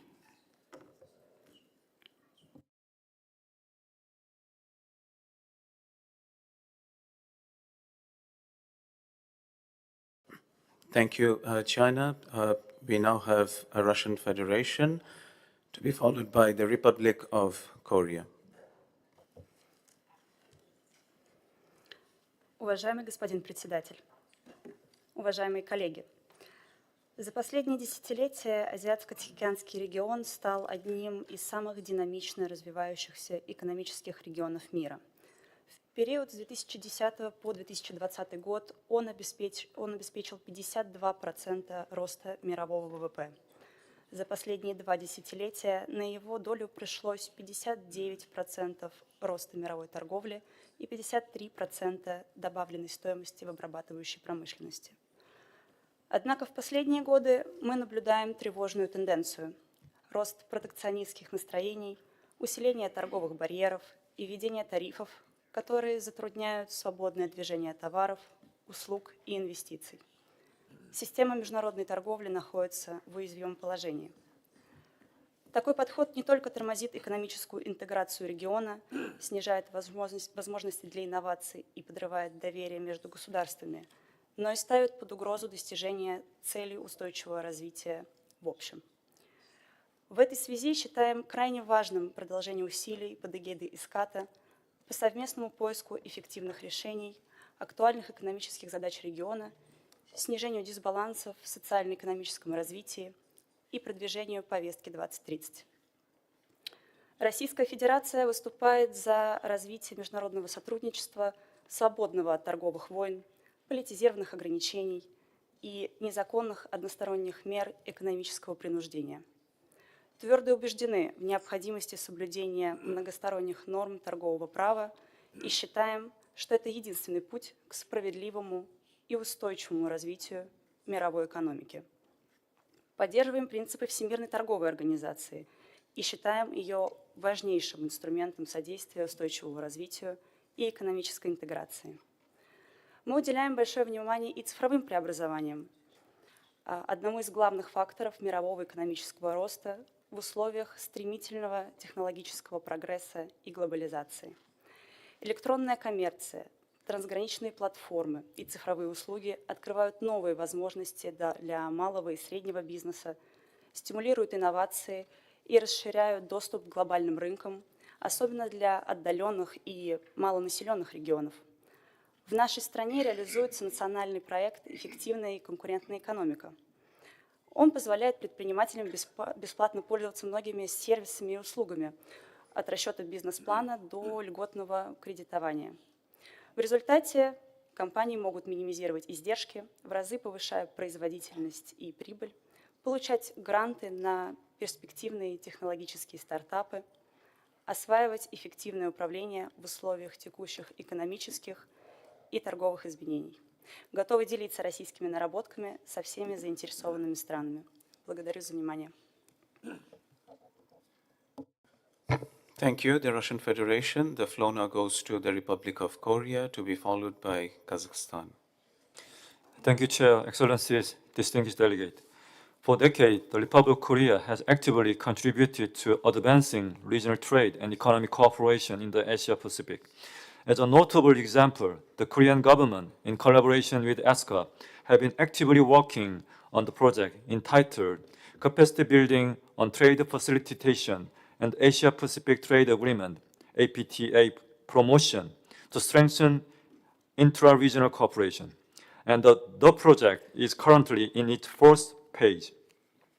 This project aims to support stakeholders in Asia-Pacific region in adopting and operating electronic trade system. In particular, it promotes the digitalization of trade procedure through the implementation of the framework agreement on facilitation of cross-border paperless trade in Asia-Pacific, CPTA, that took into force in 2021.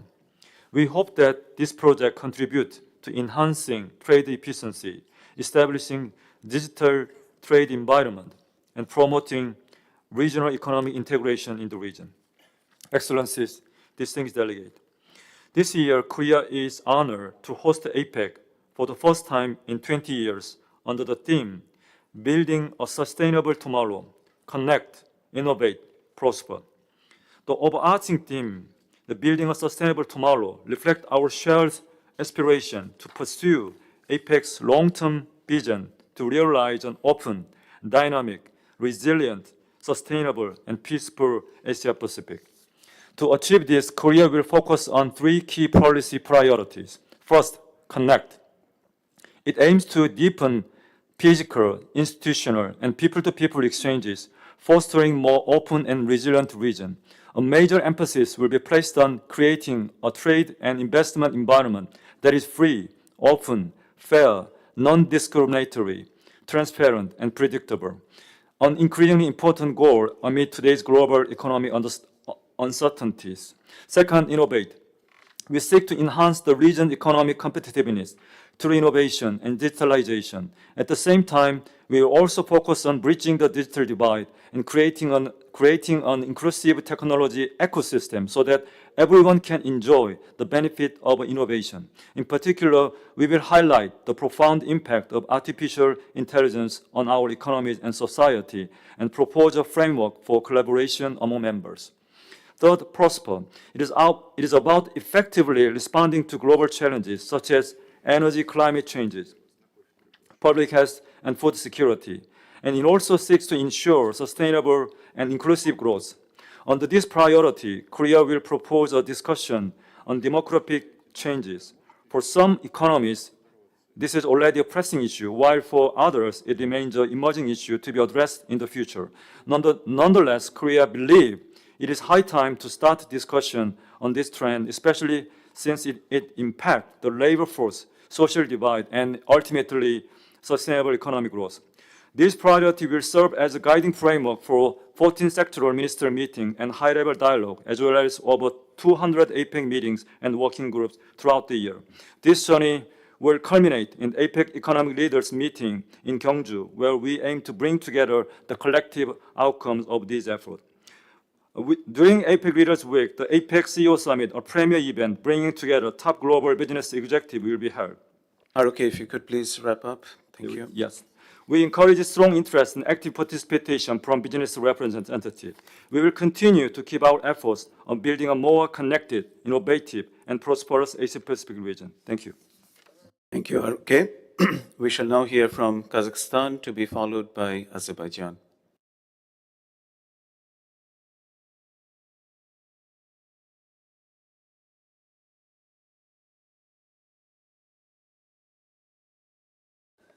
Kazakhstan does not seem to be in the room.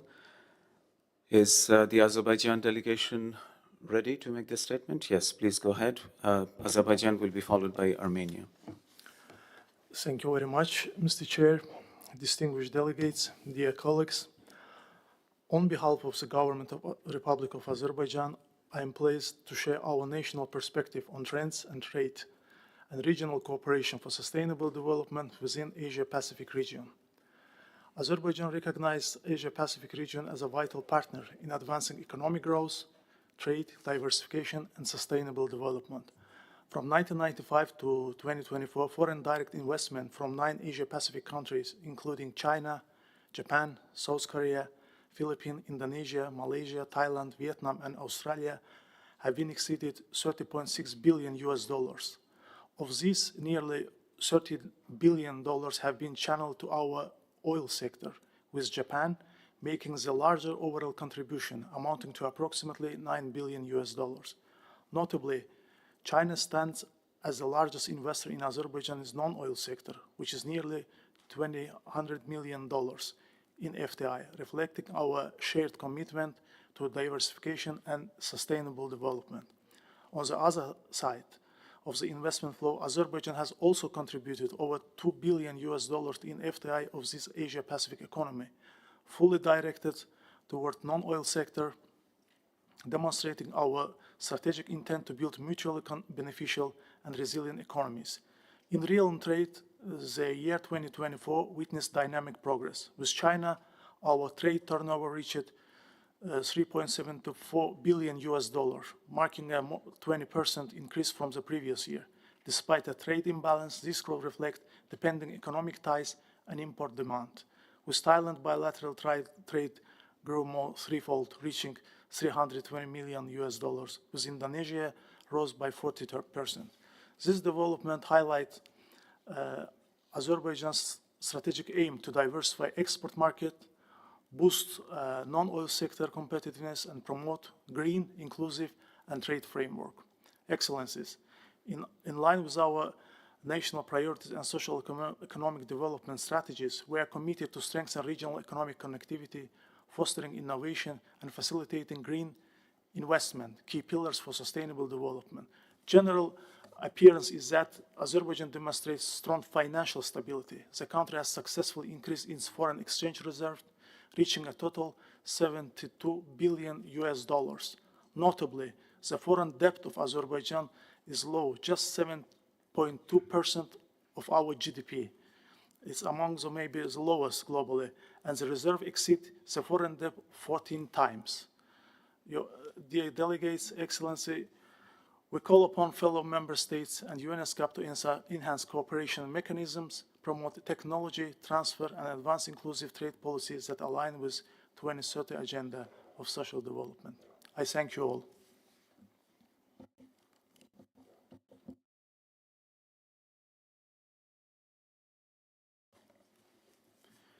Thank you, Azerbaijan. I understand the delegation of Kazakhstan is now available in the room. Are you ready to make the statement? No? Can we now have Armenia, to be followed by India?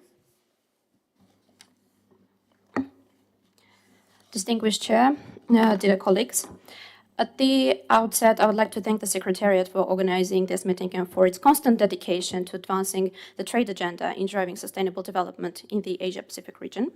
The development of information and communication technologies is vital for enabling inclusive and sustainable trade.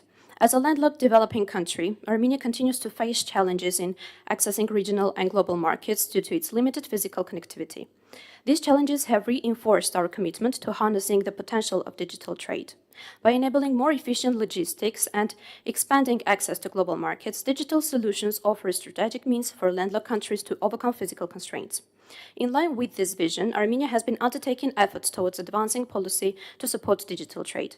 We have undertaken reforms to streamline custom operations and introduced single window system, helping to reduce trade costs and improve transparency.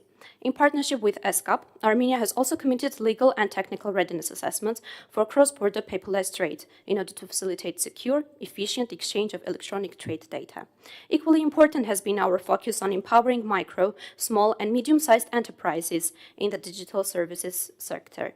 Armenia has invested in regional innovation hubs and digital entrepreneurship programs, supporting MSMEs in such areas like e-commerce, creative industries, and IT services. In parallel, sustainability remains a central priority in our policies. In line with our national strategy on circular economy and the SDGs, Armenia is actively integrating environmental objectives into trade practices. Armenia advocates multi-stakeholder approach in order to achieve sustainable development and ensure trade resilience. We firmly believe that inclusive connectivity and the removal of political and physical barriers for free movement of people, goods, and services are essential not only for economic growth, but also for peace, stability, and regional integration. A concrete expression of this vision is the Crossroads of Peace initiative by the government of Armenia, which has the potential to foster regional cooperation, including the promotion of trade and development of energy projects. By opening new corridors for transport and communication, it creates a foundation upon which digital trade infrastructure can flourish, enabling smoother data flows, more predictable logistics, greater regional interoperability, and ultimately a more secure and interconnected future for all countries in the South Caucasus and beyond. In conclusion, let me reiterate that Armenia remains fully committed to effective multilateral cooperation that promotes digital trade, fosters sustainable connectivity, and strengthens resilience. We look forward to working closely with ESCAP and all partners in order to build a more connected, equitable, and digitally empowered trade environment for the benefit of all. Thank you. Thank you, Armenia. We now invite India to be followed by Indonesia. Thank you, Mr. Chair, Excellencies, and distinguished delegates. India has a rich tradition of sustainable development, and environmental sustainability is deep-rooted in our cultural ethos. We had always propagated a sustainable way of living based on traditions and values of conservation and moderation. India recognizes the contribution of the multilateral trading system towards the sustainable development goals in its economic, social, and environmental dimensions. Insofar as they relate to WTO mandates, SDGs should always be seen in the entirety and in accordance with national circumstances. Any actions towards achievement of any of the SDG pillars should not jeopardize any other pillars. Environmental measures should not become new trade barrier or constitute arbitrary or unjustifiable discrimination between countries where the same conditions prevail or a disguised restrictions on international trade. The issue of technology transfer of environmentally sound technologies is key to climate mitigation and adaptation measures. The transfer of ESTs to countries in the global south is fundamental to achieving SDG means of implementation. Target 17.7 promote the development, transfer, dissemination, and diffusion of the environmentally sound technologies to developing countries on favorable terms, including on concessional and preferential terms as mutually agreed. India submitted a room document on reinvigorating discussions on the relationship between trade and the transfer of environmentally sound technologies to developing countries to address climate change. Technology development and transfer and a sound funding mechanism are closely linked, since such development and transfer will require adequate financial support, the commitment of financial resources to ensure access to EST in order to enable developing and least developed countries members to implement measures to promote development in an environmentally sound manner is an inherent component of the development dimension. The Prime Minister of India launched the Mission Life initiative embodying the mantra of lifestyle for environment, which aims to replace the prevalent use and dispose economy marked by mindless consumption with a circular economy defined by mindful and deliberate utilization. By prioritizing the circular economy, global emission can be reduced through cooperation and shared responsibility, offering a fairer solution to climate change while avoiding the risk of worsening existing inequalities. Policy space is needed to define the path towards sustainable development based on the level of development, national circumstances, and the priorities. Thank you. Thank you, India. We shall now hear from Indonesia, to be followed by Pakistan. Thank you, Chair. Distinguished ESCAP members, delegates, good morning to all of you. It is a great honor for me to attend this important meeting and would like to express our appreciation to ESCAP Secretariat for organizing the meeting. As we know, the dynamic of global trade are evolving rapidly, and in this regard, Indonesia supports ESCAP's efforts to highlight regional trade discussion, including those related to digital transformation, sustainable development, and environmental challenges. We have been actively engaged in trade discussion at the multilateral, regional, and bilateral forums. We therefore welcome the growing trend of preferential trade agreements as a means to deepen regional economic cooperation. Indonesia also supports the establishment of an international and multilateral frameworks that promotes inclusive and sustainable digital governance. Furthermore, we continue to collaboration with ESCAP to discuss paperless trade and currently conducting domestic consultations. Notably, 98% of Indonesia's exports and imports are carried out through the Indonesian National Single Window. The implementation of this single window is in line with our commitment to the WTO Trade Facilitation Agreement. To create a livable and sustainable environment for all, collective action is essential.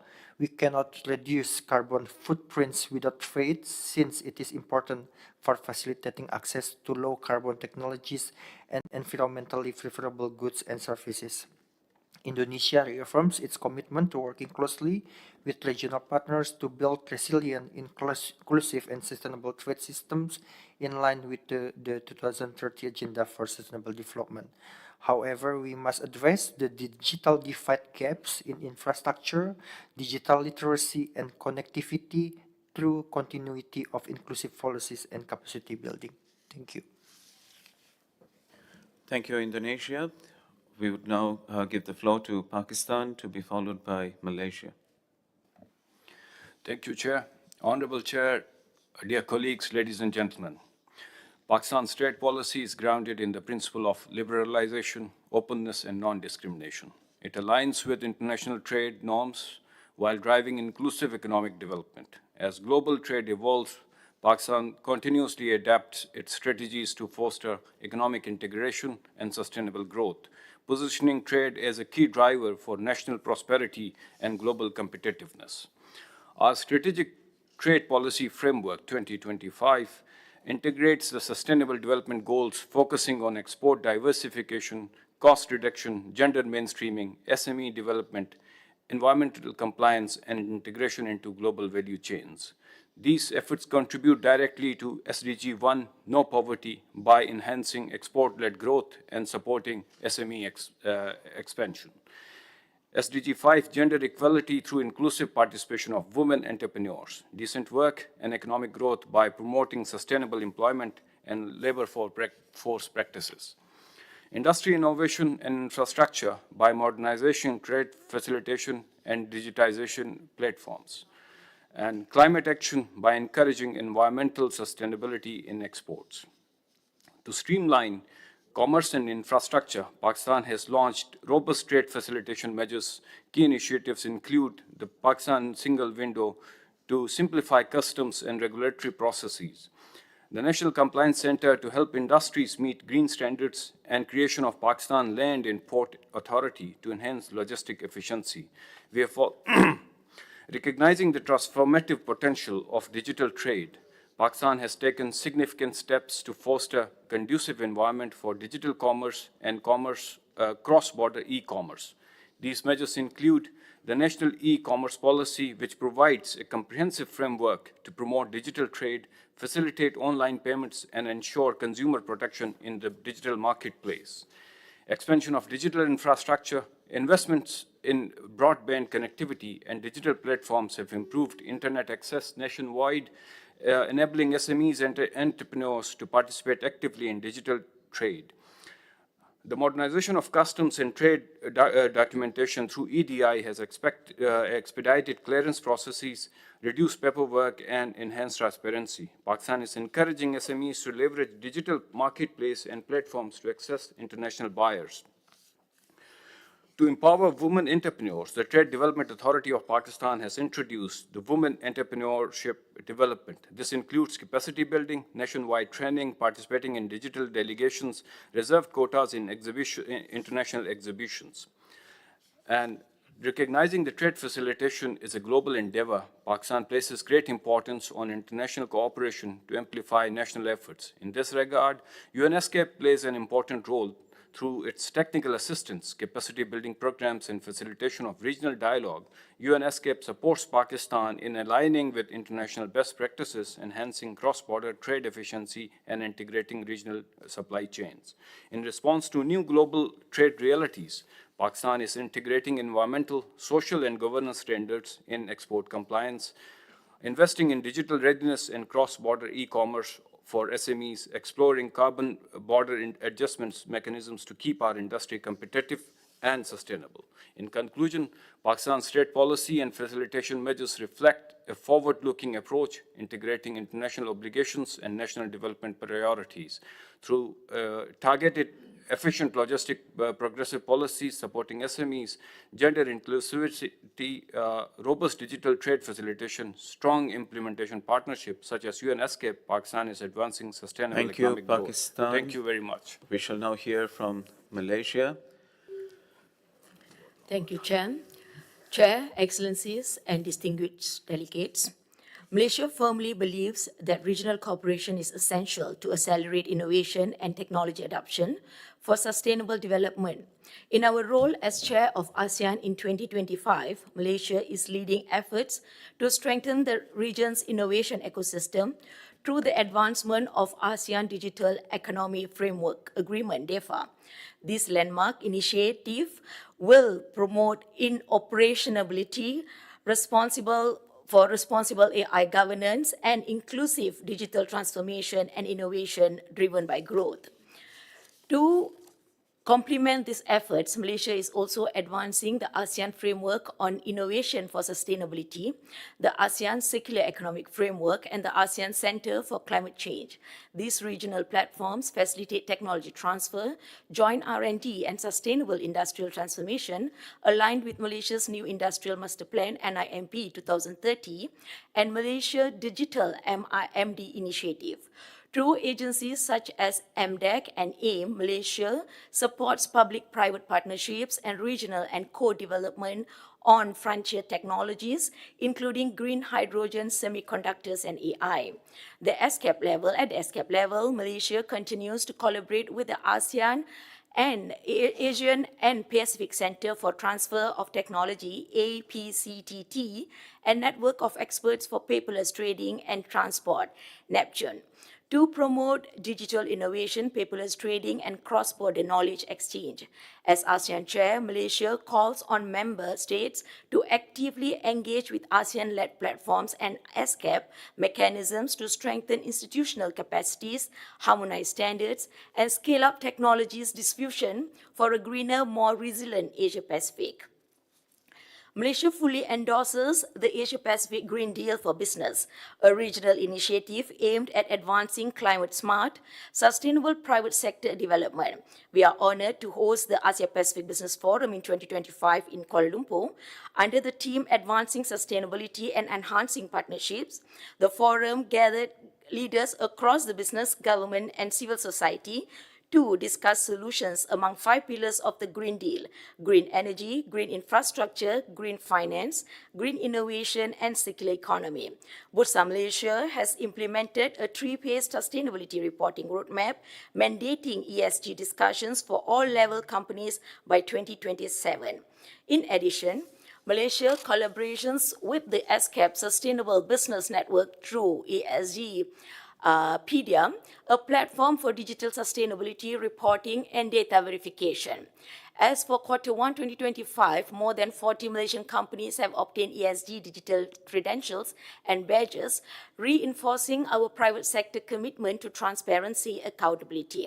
Malaysia also encourages SMEs to embrace sustainability through low carbon transition facility, LCTF, jointly developed by Bank Negara Malaysia and financial institutions to support green capital expenditures.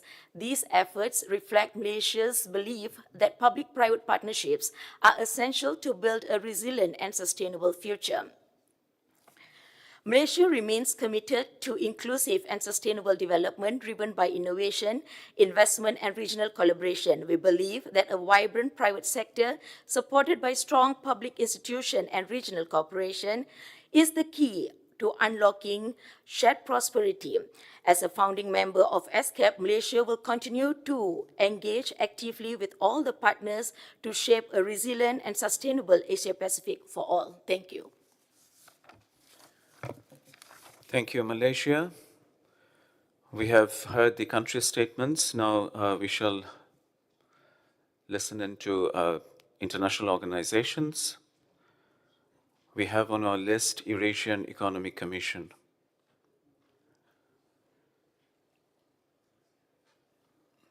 Is there any representative from the European Economic Commission in the room?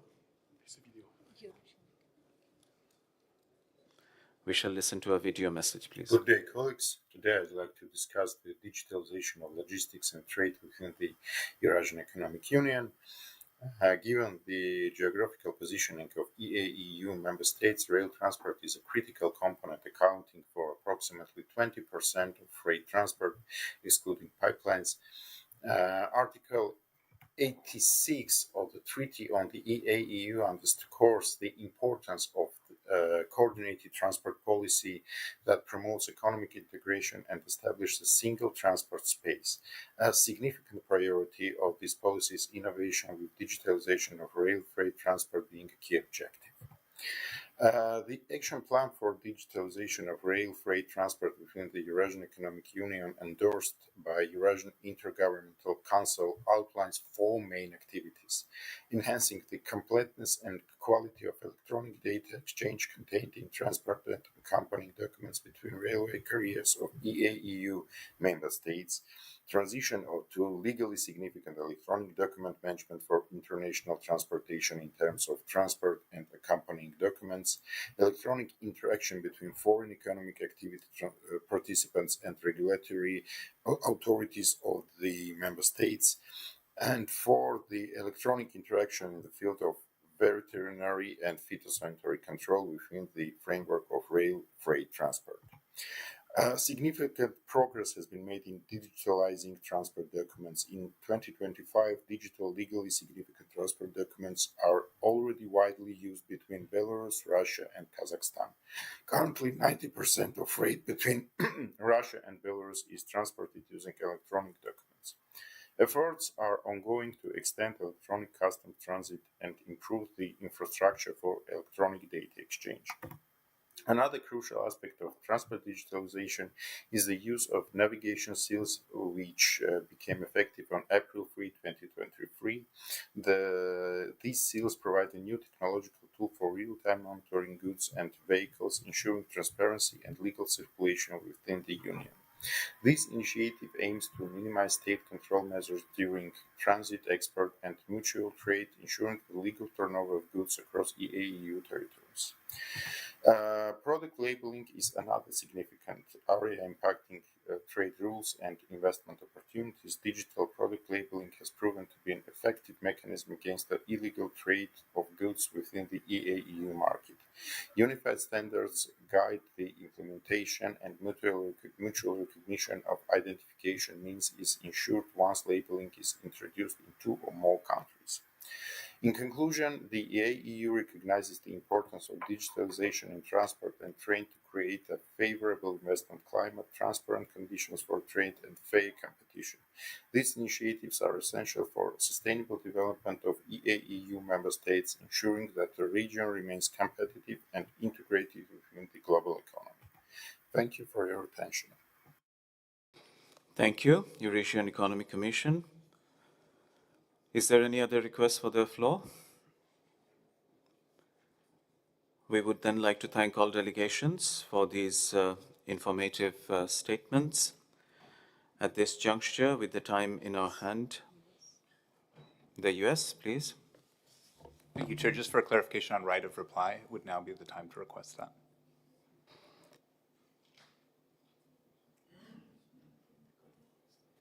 Yes, you may proceed. If it's on agenda item 2, please proceed. Thank you, Chair. We have heard this morning many of the benefits of trade and the various challenges faced by countries in the region. I have also, however, heard several references to the U.S. reciprocal tariffs, so I feel compelled to intervene, if only briefly. With regard to the tariffs, the United States will not apologize for defending the legitimate rights of American workers, farmers, and companies that have faced long-standing tariff and non-tariff barriers from many trading partners. The President has taken bold action to recalibrate international trade to be more balanced and fair, adjectives I have heard various delegations mention this morning in describing how trade ought to look. For too long, unfair trade practices and America's massive trade deficit have fueled the offshoring of American jobs and the decline of our manufacturing sector.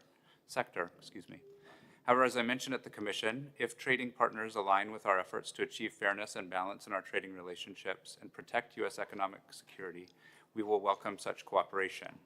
To that end, the United States was glad to announce progress in reaching agreements with several countries in recent weeks on trade and looks forward to continued discussions with others in order to set a path for future discussions to open market access for American exports in the region and globally.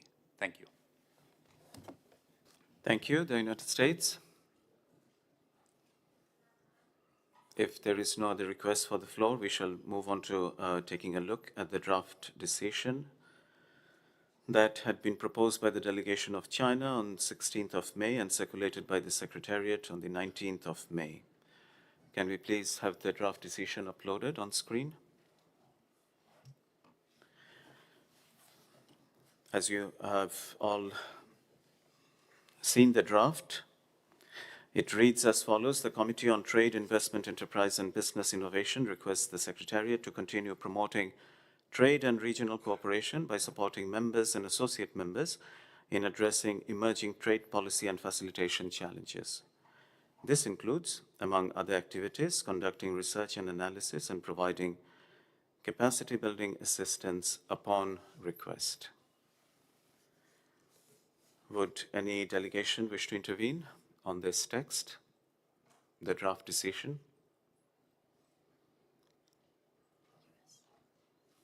I see the US. Thank you, Chair. We received this draft decision circulated a few weeks ago, and I wondered if there were any accompanying comments from the sponsoring delegation that could outline the purpose of the decision and what it seeks to achieve. Thank you.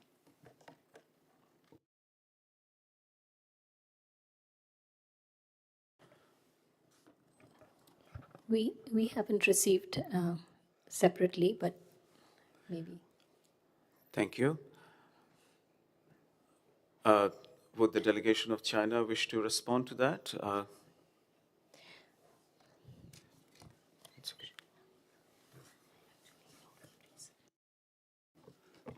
Thank you, Chair.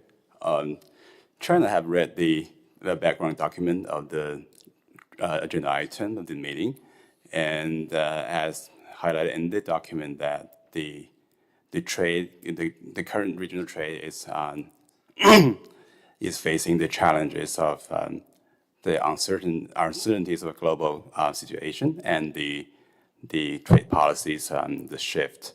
So I think it's important to reiterate the importance of the ESCAP to assist our member states in addressing these challenges.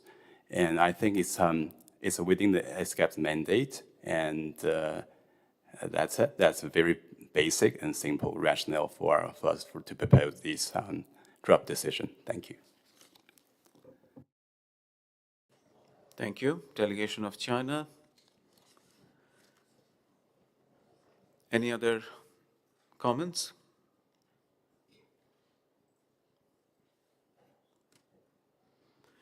I see Japan.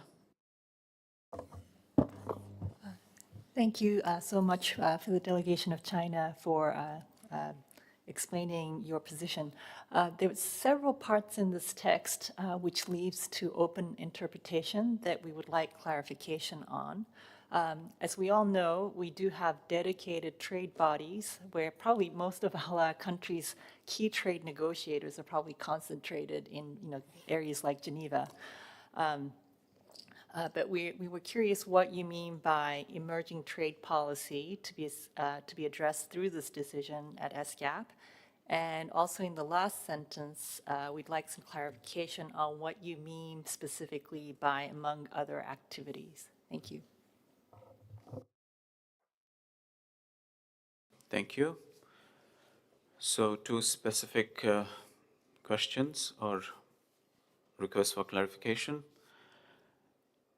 Let us try to take some more comments or questions, if possible, before China, we revert to you. Is there any delegation that might wish to pose any queries to the delegation of China? The US, please. Thanks, and maybe this is more for the Secretariat than for the Chinese delegation, but I'll take either response. I guess I'm curious in terms of, we're listing here 2 very specific activities: conducting research and analysis and providing capacity building assistance. So one, those are, I presume, well within the mandate of ESCAP and its current operations, but what is foreseen under, if this decision is adopted, in terms of additional work or budgetary implications, which I presume are none, but how does this impact the scope of work that the Secretariat is undertaking?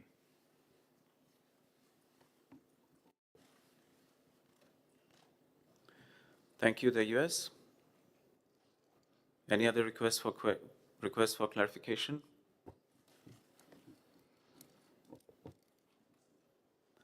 That does not seem to be the case. Let us hear from China then. Thank you, Chair, and thank you for the question. For my colleagues from Japan and United States, I'm not sure whether our colleagues from Japan have read the background document very carefully.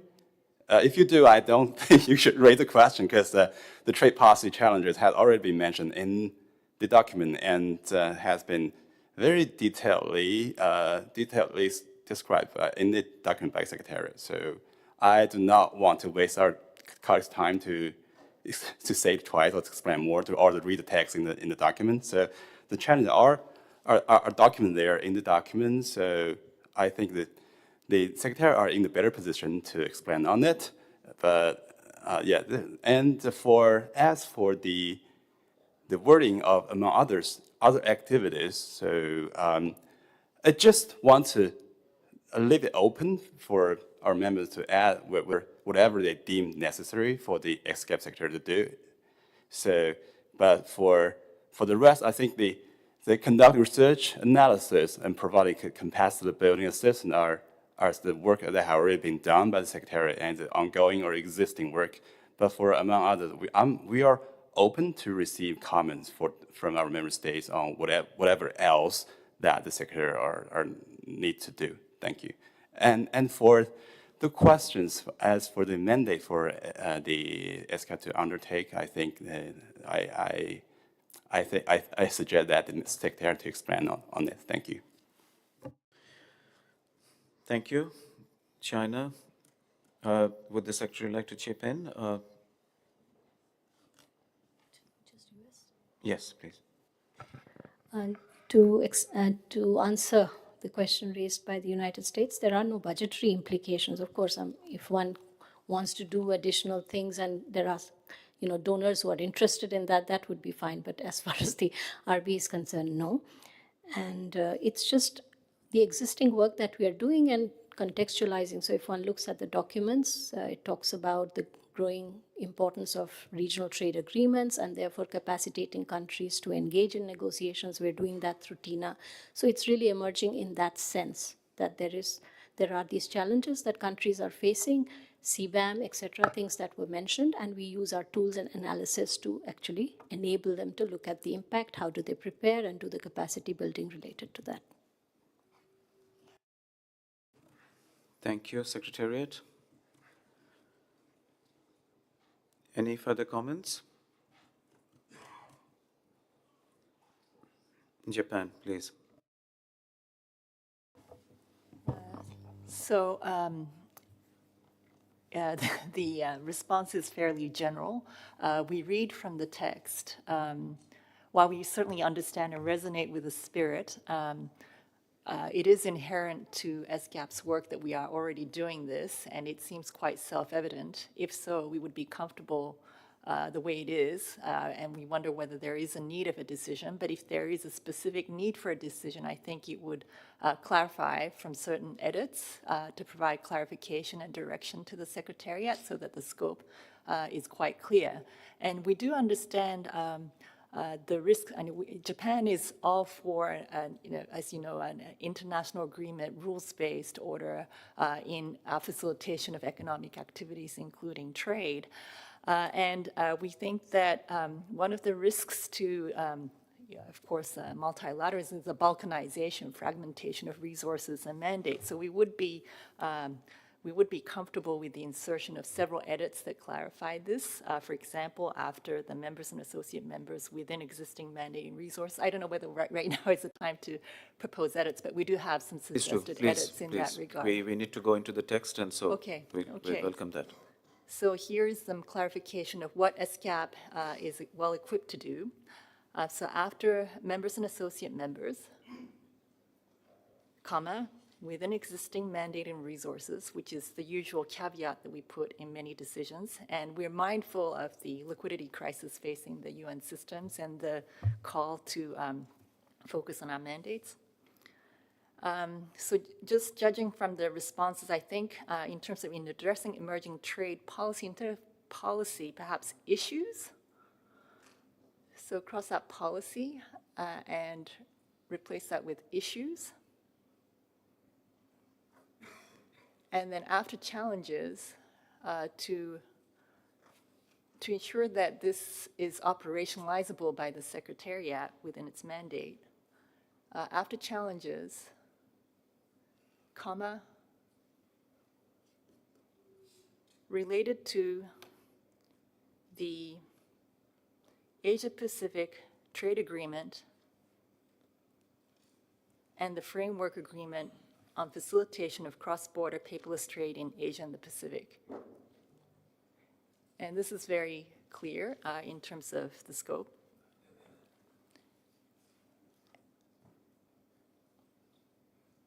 And after the includes in the next sentence,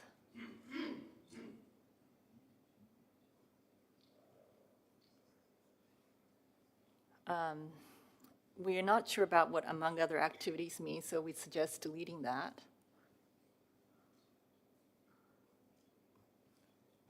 And then after the sentence, comma, as appropriate,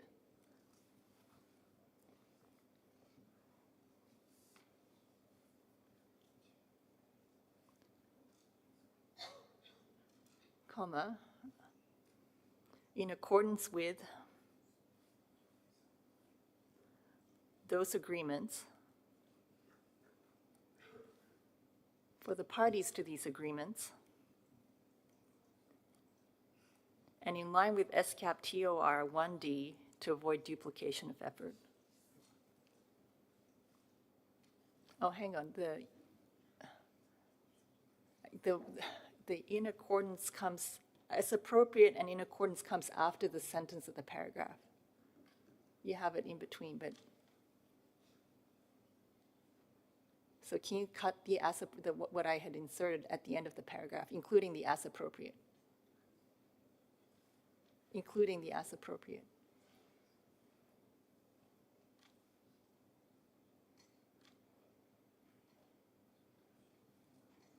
As appropriate, upon request, comma, as appropriate.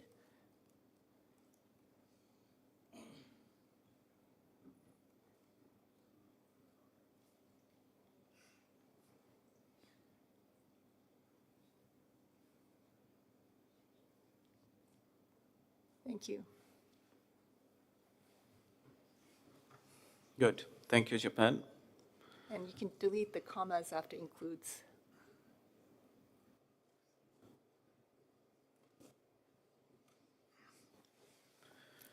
Okay, let's hear some initial thoughts on these suggestions.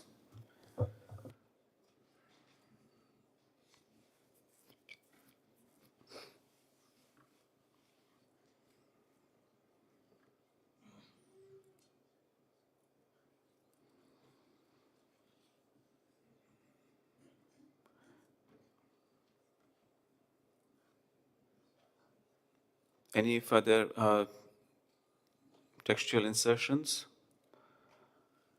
or amendments? Yes, the US, please.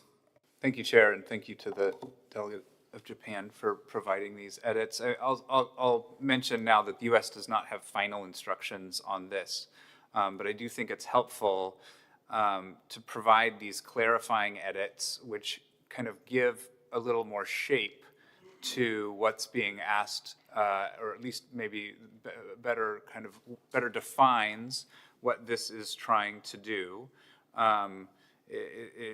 You know, while there's nothing purely objectionable on the face of this decision, it just raises questions of what does it do that's new. And in the responses I've heard, well, it enables them to respond better to these challenges within existing mandates and doesn't cost any additional money. So I think, to me, helping these edits help to define what we're referring to and gives better limitations. So the U.S. would be supportive of these edits. Thank you. Thank you, the US. Let us take one by one. To start with, within existing mandates and resources, the Russian Federation, please. Благодарю вас, господин председатель.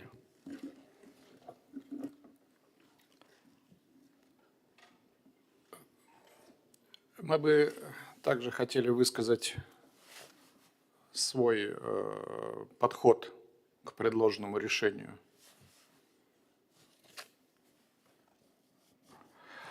Первое. Мы поддерживаем это предложение, которое представлено делегацией Китая. Поддерживаем, потому что данное предложение поднимает принципиально важные вопросы, касающиеся деятельности ESCAP в области торговли и инвестиций. Это то, чем должен заниматься этот орган. Второе. В нашем прочтении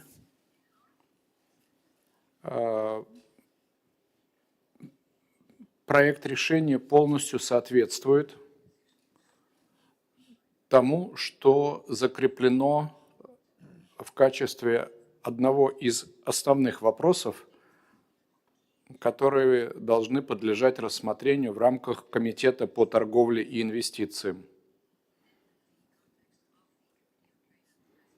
И это затверждено в обновленной конференционной структуре комиссии. Достаточно посмотреть на резолюцию, которая была принята в 2022 году, резолюция 78/2. конференционную структуру комиссии в интересах устойчивого развития.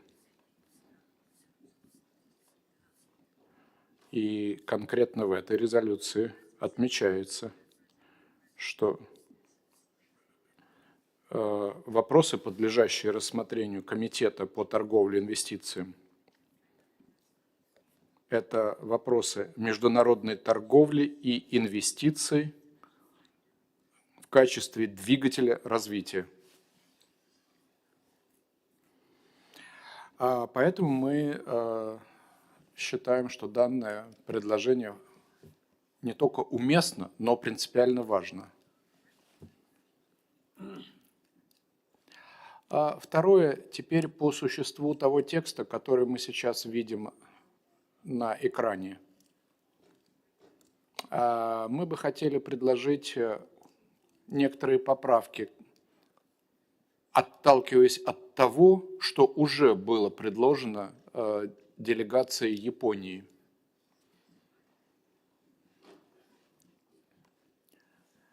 Нам кажется, было бы неуместным зауживать значение этого решения только на соглашении по безбумажной торговле.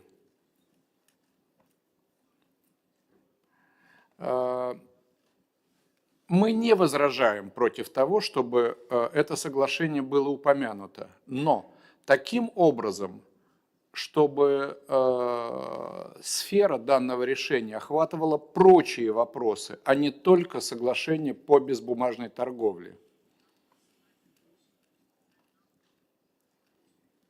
Поэтому мы бы предложили следующее. Пятая строчка. In addressing emerging trade policy issues and in addressing emerging trade policy issues and facilitation challenges inter alia related. Inter alia related. I'm not arguing actually for the deletion or addition of policy. I'm just reading the text. Sorry, Secretariat.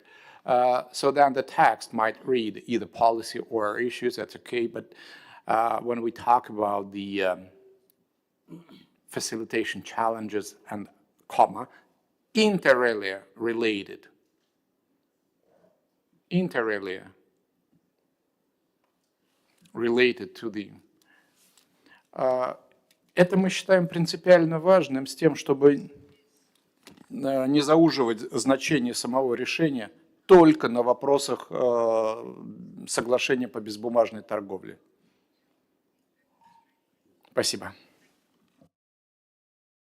Thank you, Russia. There are two agreements being mentioned here, just to point that out. But thank you for engaging on the text. So again, as I intended to start, let us start with the first edit. Within existing mandates and resources,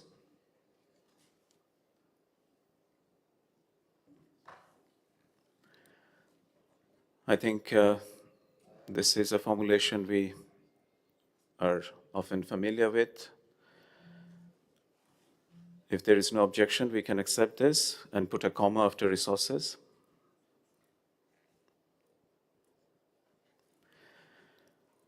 Trade issues and facilitation challenges.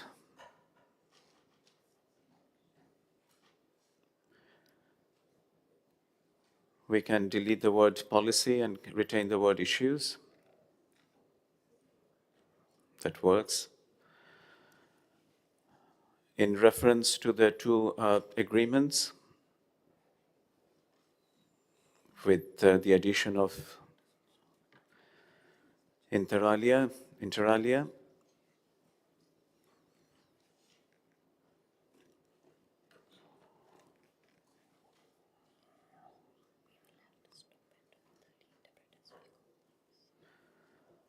we do not see major objection. Inter alia should probably be in italics, which the editors can fix, but there should be a comma probably after that as well.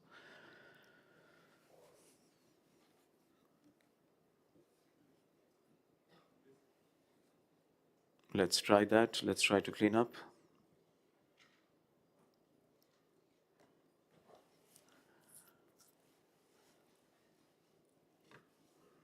related to the Asia-Pacific Agreement and Framework Agreement on Facilitation of Cross-Border Paperless Trade in the Asian Pacific?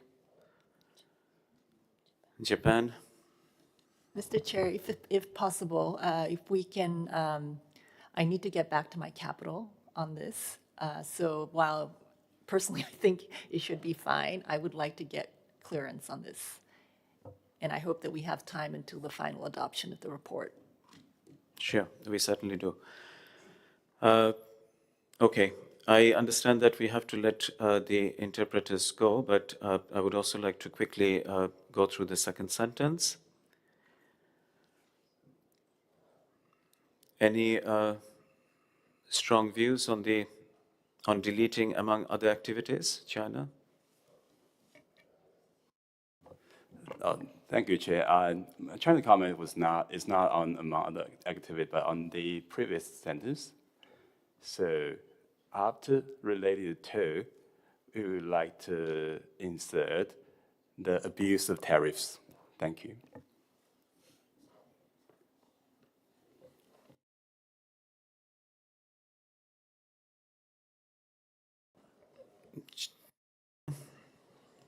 No, probably I'll have to chip in because you yourself explained that while developing this draft decision, you were referring to the document that had been prepared by the Secretariat.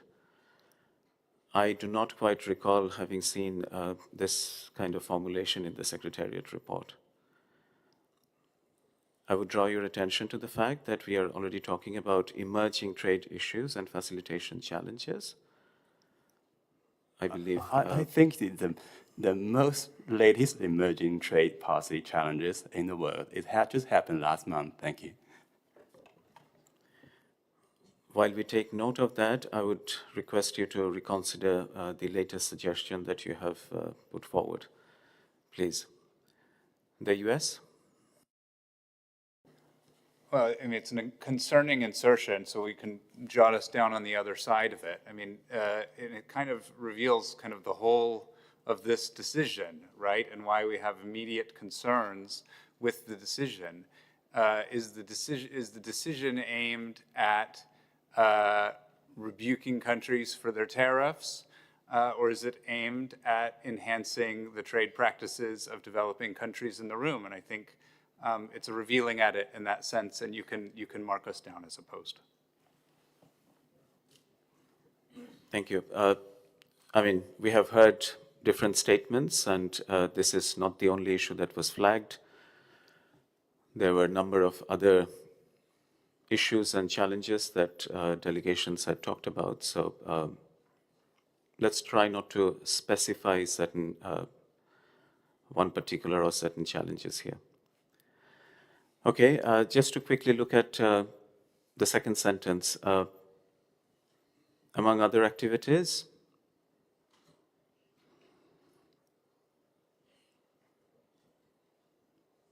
we can take that out probably.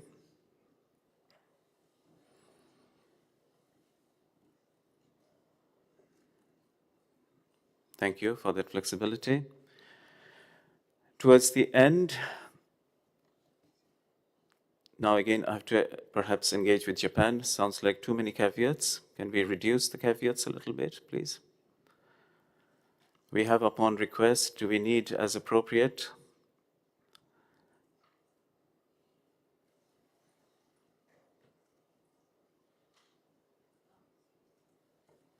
So let's try to take out as appropriate, please. Upon request, in accordance, etc. Thank you. Thank you for that flexibility. Any thoughts on the last bit?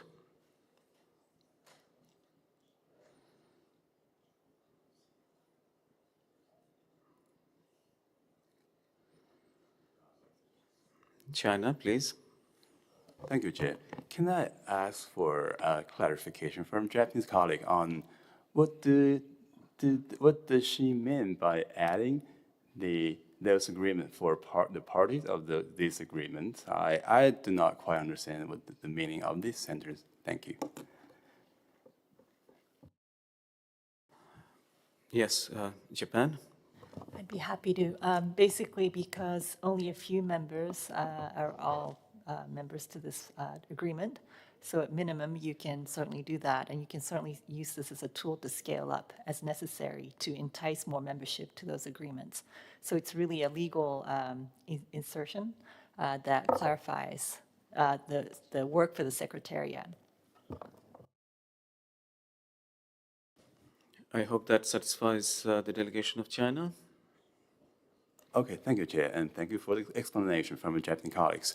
I think if the decision is only related to the Asia-Pacific Trade Agreement and the Framework Agreement, and maybe your explanation or the addition of this wording would be fine. But since the decision is inter alia, it's not related, not limited to, so I feel a little bit sounds improper or feels a little bit awkward to put this in here because this is only a small part of the decision, those agreement, but it seems that the suggestion you added covers everything mentioned here in the decision, not only related to this agreement.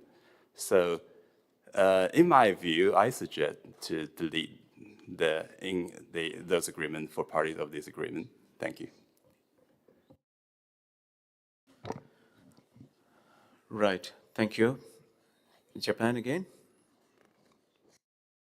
So we can include especially in front of, especially for the parties of these agreements, because they certainly deserve the attention of the Secretariat in that regard. And this is one where there is clearly no duplication with the other bodies. We do realize that there's a lot of work, capacity building related to this area, and we need to be very mindful of efficient and good uses of resources along the organization's mandate. So inserting, especially should be in front of for the parties. Thank you. But since we had inter alia in the previous sentence, I would personally think that, especially where it was put by the Secretariat, would perhaps fit better. Oh, does it? Can you please think about that? Okay, let me think about it. Thank you. Thank you. So if we say, especially in accordance with those agreements, etc.,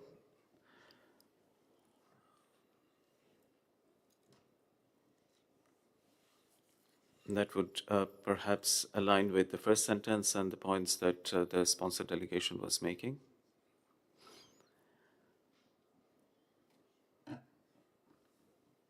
Yes, Russian Federation. Мы бы предложили немножечко другую формулировку.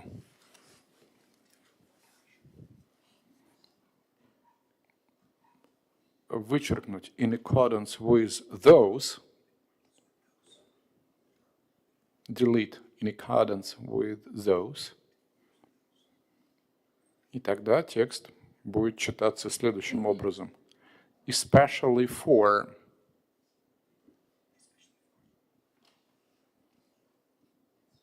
the agreements also has to be deleted, actually. I'm sorry, I'm talking the top of my head. So especially for the parties of these agreements. Good. Thank you. We have it more concise. Delete agreements, actually. Delete in accordance with those agreements. So that text read especially for the parties of these agreements. Of those agreements. Of those agreements, yes. Yes. Thank you.